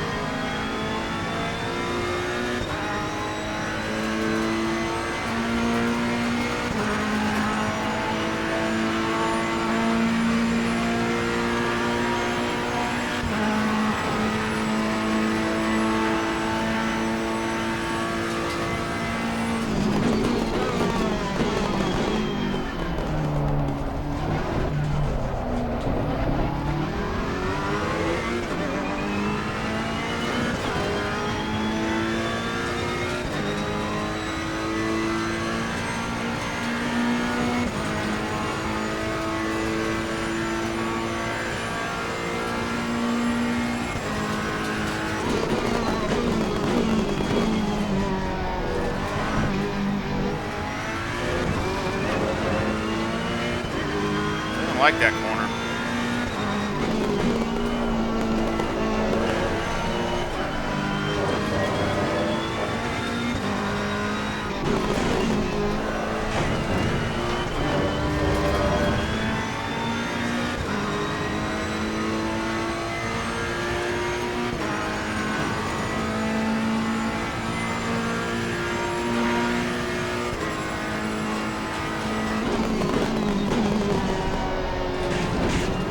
Yeah, it's hitting really hard.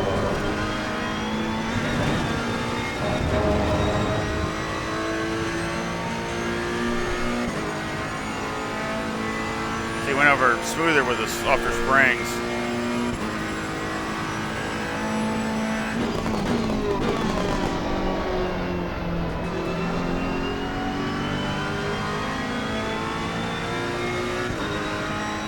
I just don't like it. It's just not handling the way I need it to handle, and it's losing time through the corners. So let's try something else. It's not bad on the brakes, but I'm losing too much time mid corner entry and mid corner.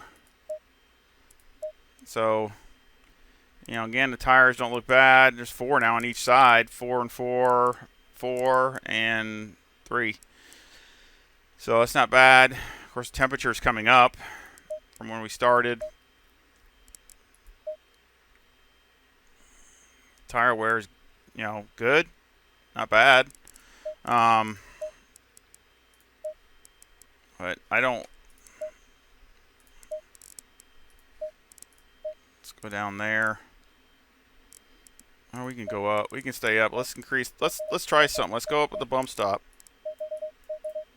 See if that helps us some. The same with this. Let's go up with the bump stop, so it's not hitting so hard. See if that helps over the bumps.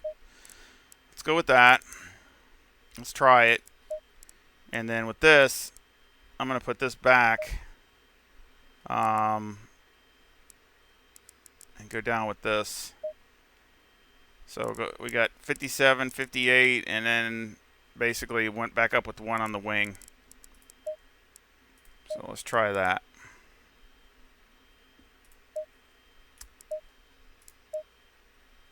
So basically everything else is the same. But making, again, you know, lower the better. It's only what? You got 2 clicks up, 57. And that's what it is in the aggressive. It's 57. But this is all the way down here at 55. We got at 58 and the rear wing up at 5. And when you have the rake, when you have a teeny bit of rake like that, any more rake you put in the back, it helps the car turn. You know, so again, ride height's a big difference, but of course the Ferrari is ultra sensitive to it. A lot of cars you got to run a lot of rake in it, you know, a bunch, but the Ferrari you don't. It just rotates so easy anyway. But you know, we try it and see how it works. And of course, you're still, even with empty tanks, you're only looking at the same difference, so that's still good. So let's try this. And then I'm trying to get some decent laps so we can try and get our spring package right, so then we can check Motec again. Get it last few, you know, clicks to get it dialed in.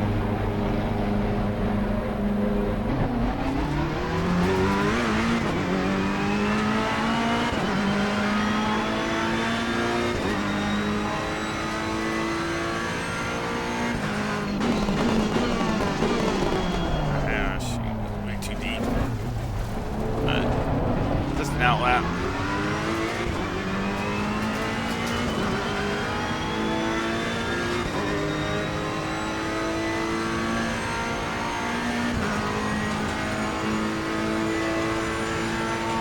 Curious to see what it does. I mean, you should take the bumps a little better with taking some of the bump stop. You know, not having it hit so hard.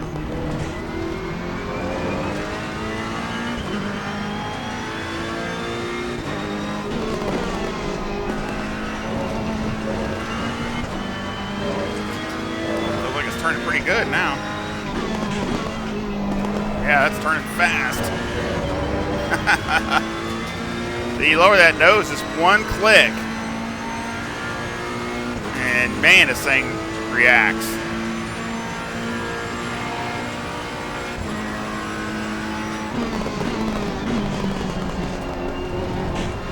Oh yeah, that's better.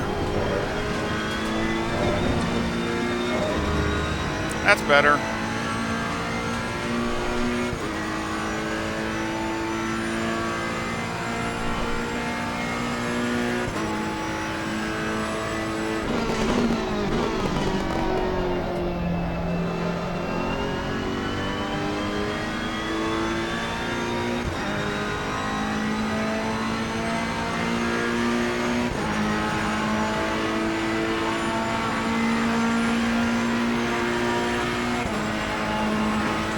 Delta staying right there.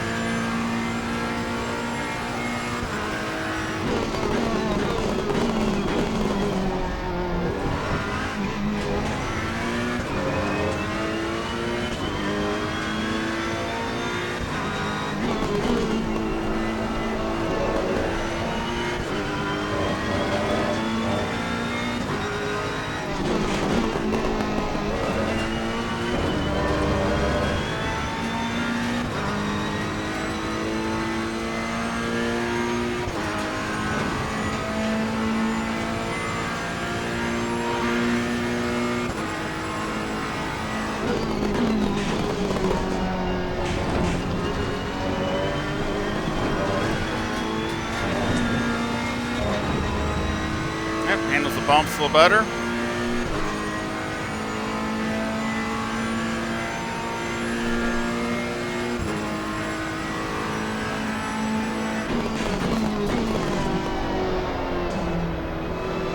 I missed my apex.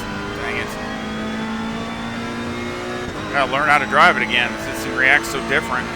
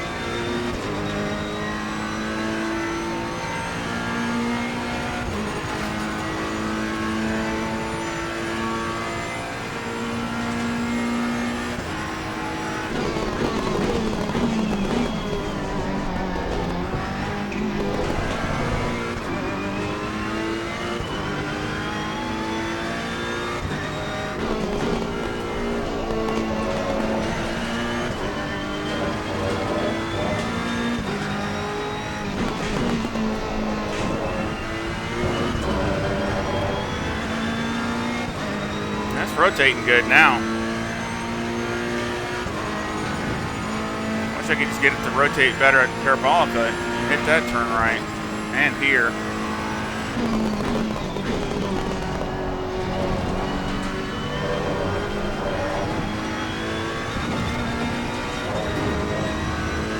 Much better over the bumps.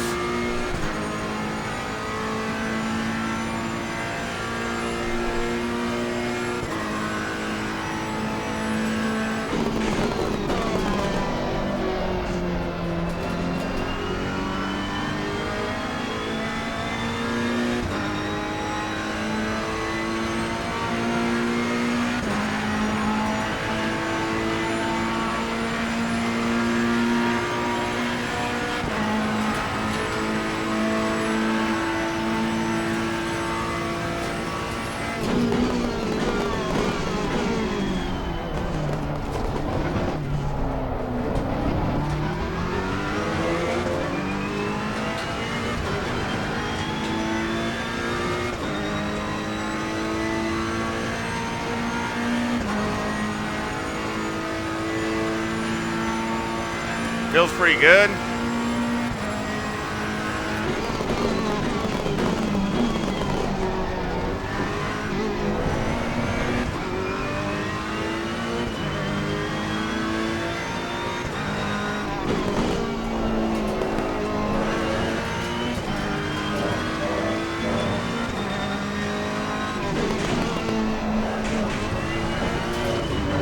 Go over that curb, no problem.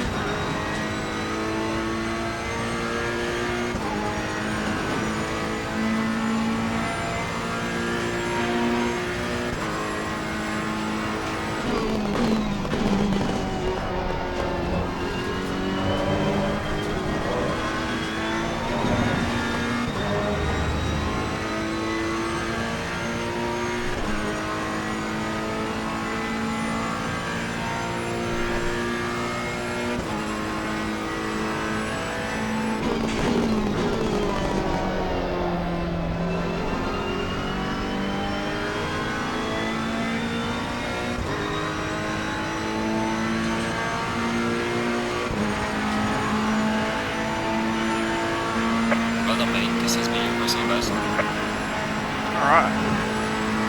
A little better. Let's go down here to the end here.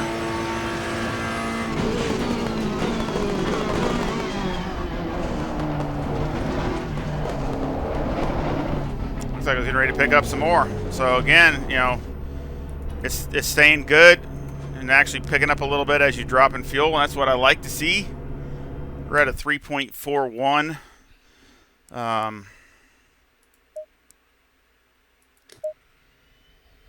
So let me go to the garage.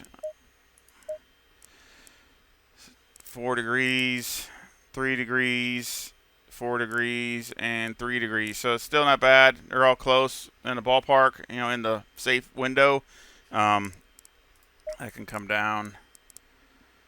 Oh, that's about it. I can go maybe one more click. Other than that, try to keep them all in decent. But yeah, I think it felt good. Let's look at Motec.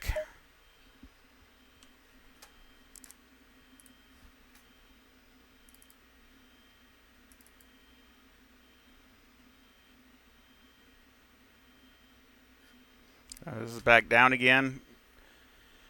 So, see, that's at 7, and this is at 6. This is about 6.5, almost 6.5.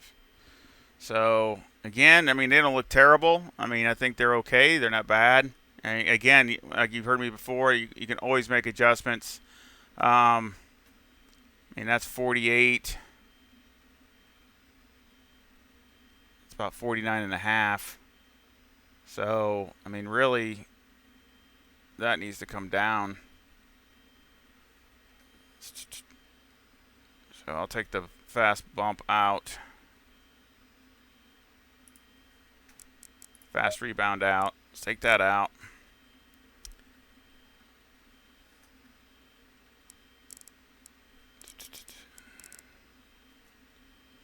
And then that is 50.5. So again, that's really close. I'll take a bump out.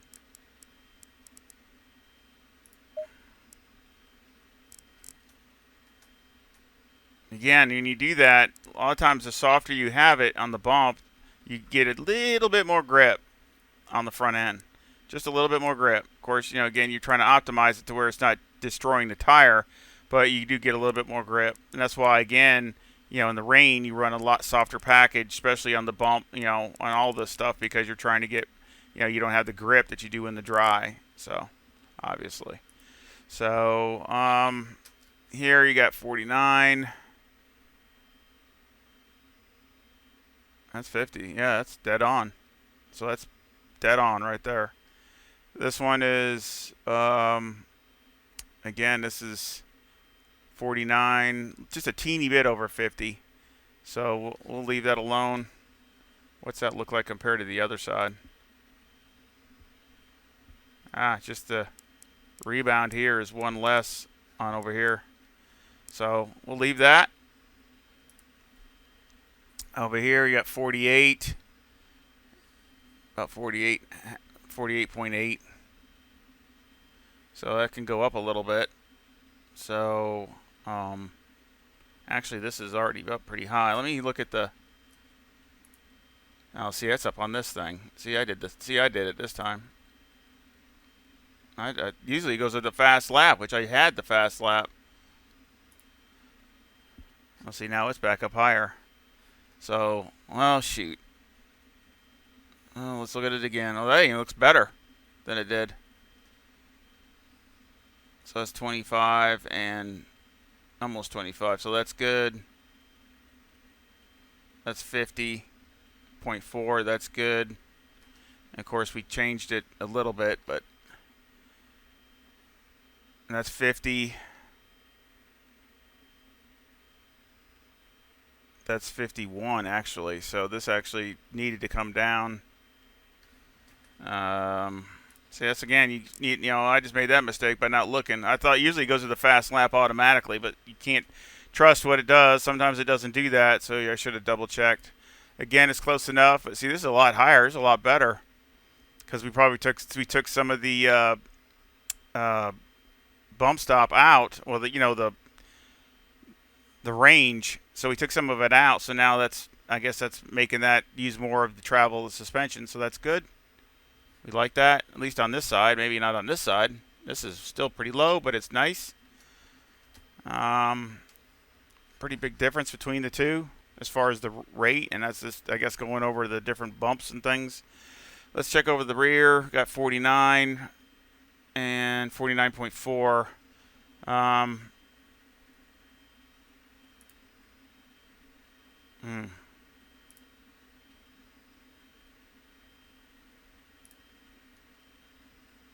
I'll leave it as close. This one's 50.6, so again, but it's already pretty low, so we'll leave it. It's still close. This is 49.6, still really close.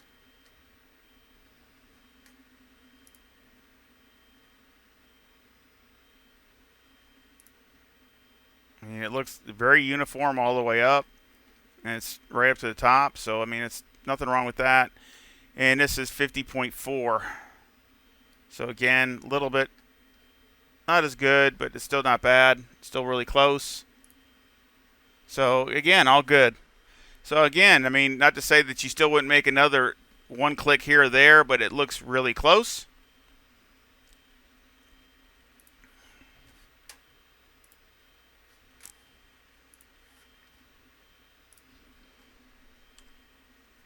So let's now check the lap.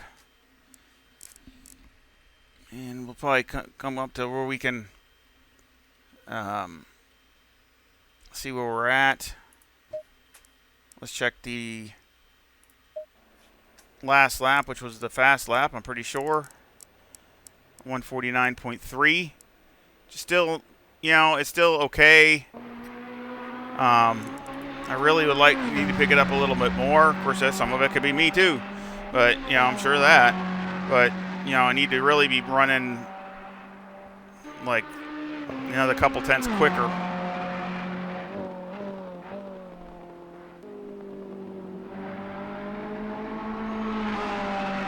See, you hit the sparks because we raised the bump stops up. So what we might do is I might just try to put the bump stops tighter in the rear and leave, because you don't want the rear to move that much, but leave the fronts alone because it's got a softer spring anyway. So we might try that. I didn't hear it hit. Didn't hear the, you know, that scraping stuff. Oh, I didn't see the speed. Dummy. Check the speed again. I wasn't watching.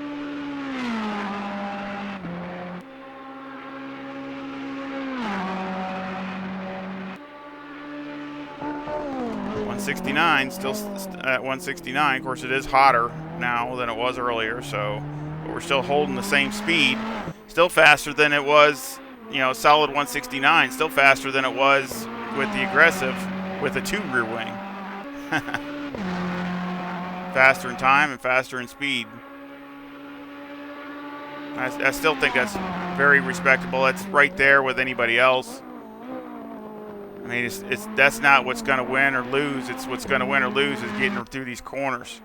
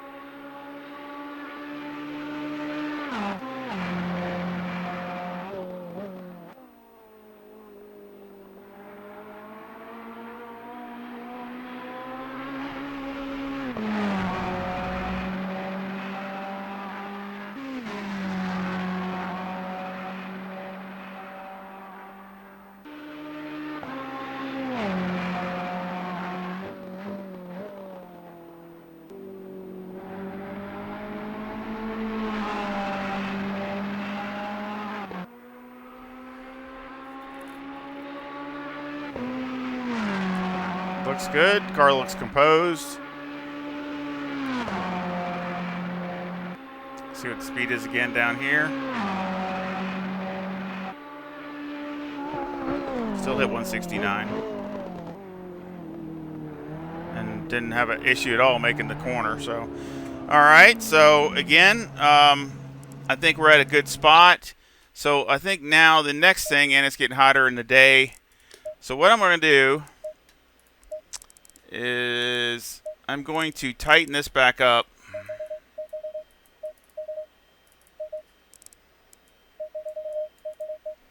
Tighten that back up, and basically I'm going to go ahead and do like a short hot stint and see how it does.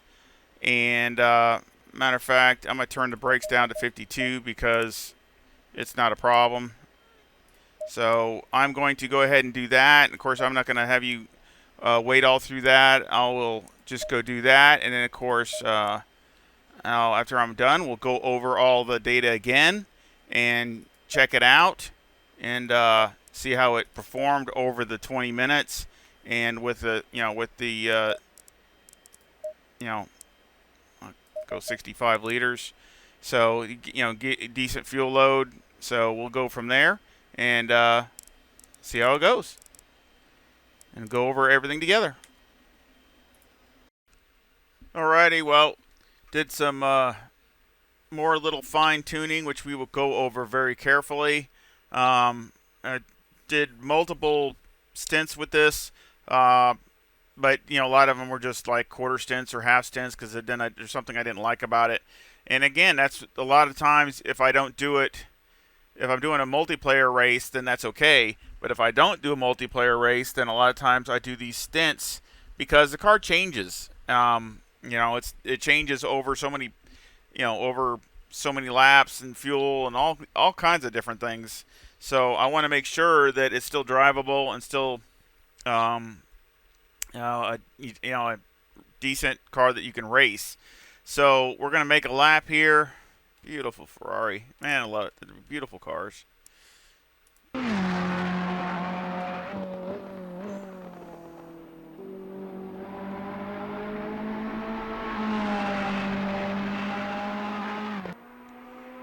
know this video is about the same length as the other one, if not a little longer, so I'm trying to keep it no more than 2 hours or right around 2 hours.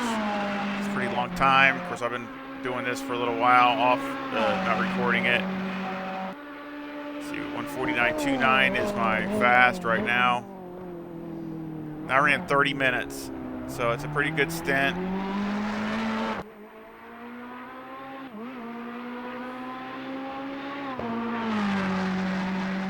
And of course, the chicane back there and this chicane coming up here is really important to square it off. You really help the Ferrari by driving off that way.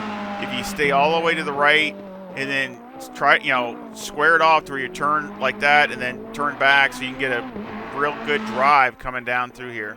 And it's easier to handle that way, and you gain time, big time.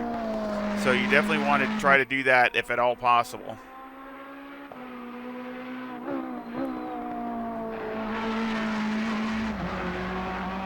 think it made huge improvements over going over bumps, just everywhere.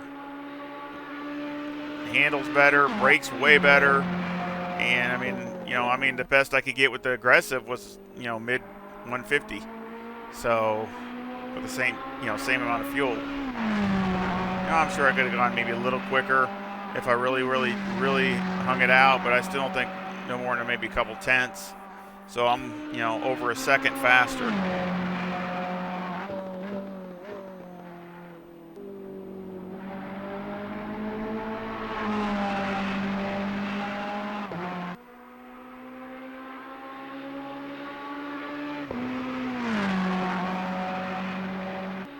Of course, I'd mess up this next turn, but that was a 149.12. Of course, still see you do 169. Kind of went in too deep there, so I messed that lap up by going in too deep. So let's go back over the setup. Well, first we'll go over the timetables.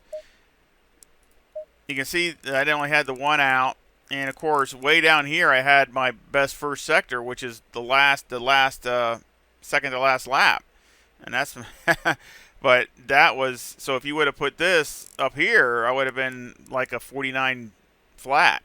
So that's a pretty good time for me, especially no drafting. You don't have anybody to draft with or anything like that, and the weather, could be, it could be nighttime and cooler and all those things. So I still think it's really good. Let's see, looking over this, excuse me. So we're going over this, we got a lot of 49s, and down here I was trying some different things. A couple times I kind of messed it up, and then I got my head together and ran a 49.7, and then a 50.2. So again, a little bit inconsistency by me. Some of it's the car, some of it's me just not driving well, or to be consistent enough with it. But still a huge improvement over what it was. And we'll go over the setup, and I still want to go over Motec, as I have not gone over that yet. So I want to go over that again one more time, but I didn't want to do that without you guys. So again, we're going to go over each page. We got 25.4 left front, 26 left rear, 26.5 right front, 26.5 right rear. The toe is still negative 0.15. The camber is negative 3.6 on the left front, negative 3.5 on the right front. I just increased that by one click just to try to see if it would help, trying to get a little more grip through the turn, because that's what, negative camber, you get, a little bit, it hurts you down the straightaway or on braking, but it helps you when you're in the, going through the turn and getting on back on the gas and all that kind of stuff. And it was just one click. It was just one. So I was just trying to just improve it just a teeny bit. Toe still negative 0.1 in the rear. The camber is negative 3.3 on the left rear, negative 3.2 on the right rear. And of course I did the same thing, just one click up on those also. Again, I didn't see it hurt any braking performance, but and again, I could kind of feel it a little bit, especially near the end. It started getting that understeer, kind of thing going, but just a teeny bit. So again, just something you got to deal with. I mean, pretty much I used all of my 65 liters. Of course, that's the same 3, 4, and 3 with the number 1 map. And of course, I had 65 liters. That's the wear, and I think it's pretty good after 30 minutes. You got moderate graining on the front with light graining on the rear. So I mean, we're using all the tires. I mean, that's what I'm trying to do, have them all being used. And if you look on the right side, the tires, you got the wear is pretty close. I mean, that's pretty close. And then here, it's a little bit bigger difference because this left front takes such a beating, but still, it's not that bad. So I really think it helps. And the only way you can do that is that I know of is trying to be more aggressive with the brake bias so we can get some more wear on the rear tires to keep it the car handling neutral and not getting it into an oversteer understeer type of thing. Mechanical, we got 30 on the anti-roll bar, 52 on the brake bias. So of course the anti-roll bar I turned down a couple clicks just to try to help it in the slower the slower chicanes and things like that. And it still seems fine in the fast corner, so I didn't want to sway bar it in the front, so I think it would help in the chicanes and things. So that's why I did that. The brake bias, of course, is at 52, and that's perfect. It's fine there. I actually went down to 51 the last couple. That's why I went down and ran that 49.7 there in the end. I turned it down to 51, and it was fine still. It's, you got plenty of leeway there. Springs on the front are 151,000. That's the same. Bump stop rate's 800. That's the same. The bump stop range I increased just a couple from 10 to 12. And again, just trying to get the car to go over the bumps, and I think it goes over the bumps, really a lot better than what it was. And also, I think that without losing stability and not upsetting the car. So I think it's by far a lot better between less spring. We got less spring than the aggressive setup, and we also got a lot more bump stop range. If you remember, the bump stop range was real tight, and the rate was really high. So I just think, and we're not hitting anything, so I still think it's really good because the car's not hitting anywhere. I didn't hear it scraping, so I think we're pretty good there. Springs in the rear are 127,000. I lowered them down one click, and again, it helps to go over the bumps. And I didn't see the stiffer spring helping. If anything, it would want to get into the slides. So it's one thing that I changed. And the bump stop rate's 700, and the bump stop range is 20. So I tightened that down a little bit just so the car wouldn't bottom out and things like that too hard. So basically just a few clicks down on that. Anti-roll bar is 5, and the preload on the diff is 120. Now, I did try a couple different things with that also. I raised the anti-roll bar back up and tried some, just concentrated on the diff and the anti-roll bar, and didn't like it. It just still didn't really help. If you gained here, you would lose there. So it's a fine balance, trying to find the car to be able to go through those changing directions and chicanes and all those other stuff, but still be able to drive off the corner, still be able to not mid corner understeer and all those things. So I settled for 120. I tried less and tried more, so I think 120 is a good happy medium. And also the anti-roll bar at 5, which of course we lowered the front roll bar a couple clicks. So again, don't want to over stiffen the car anyway. And we'll go over shocks there at the end. The Aero, I got 58 in the front, 59 in the rear with a 5 rear wing and a 3 and a 3 and a brake ducts. And here I tried a couple different things. I tried actually 60 on the rear. I actually put put the wing up to 6 just to see what it would do. It didn't feel too bad really, but it just the performance wasn't there. It actually felt not too bad, but what it feels like and what the times aren't sometimes is opposites. So I put it back to 5, and you seen this, our speed was 169, so it was that way even at the end. I checked the last laps, and they were still 169, even with tires worn and stuff like that. So that's really good. So I still think that still shows it's getting good drive and good speed down the straightaway. Things that you can change if you think that it is over rotating, the back end's too busy for you. Again, lower this down a click. Take that down. Instead of at 59, go to 58, and you can see it drops down to 1.3. That would be a first thing I would do, is drop this down a click. If you think it over rotates, if you think it rotate way too much, then I would leave it at 59 and just increase the rear wing up to 6, and you see it drop way down to 1.0 or 0.9 to 1.0. So those are the things I would do, and it felt pretty good here. It's just that, lost some speed, or if the track is really slick, has no grip, you might want to try that also, because the speeds are going to be down anyway. But this is the way I like it here, so that's what I would do. I mean, you can. This is going to go up 1, and this is going to go up 2 when the fuel goes down. So, which is not a big difference. Very, very teeny little difference. So now let's go over the shocks. Let's go into Motec.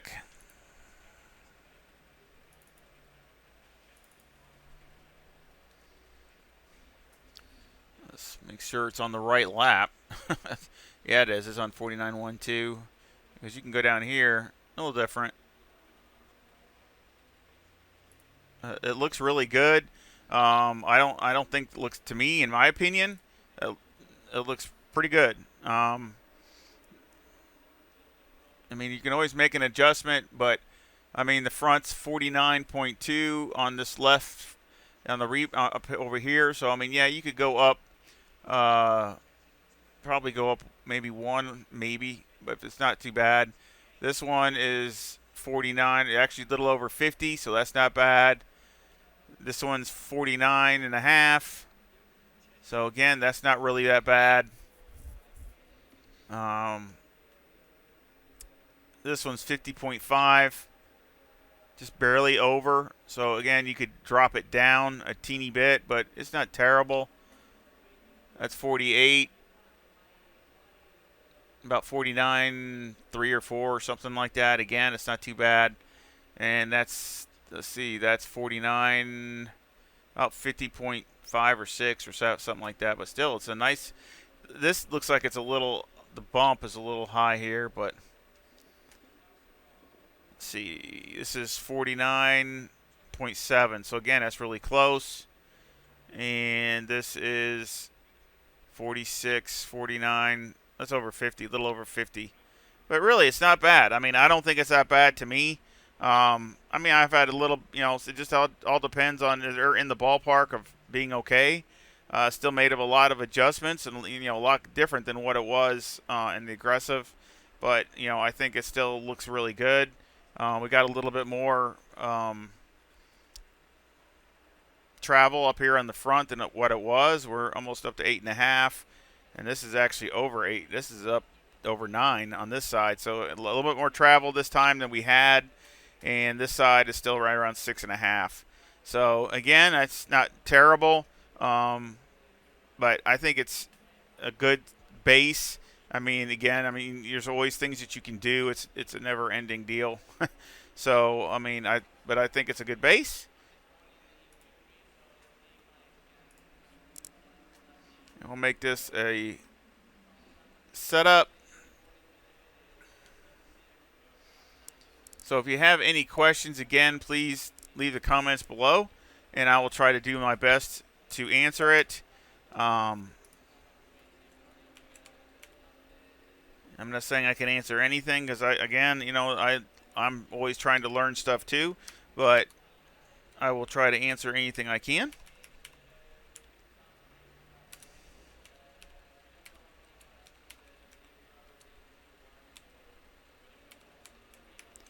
Of course, I'll put this as a link in the description, so you guys can download it from there if that's what you like.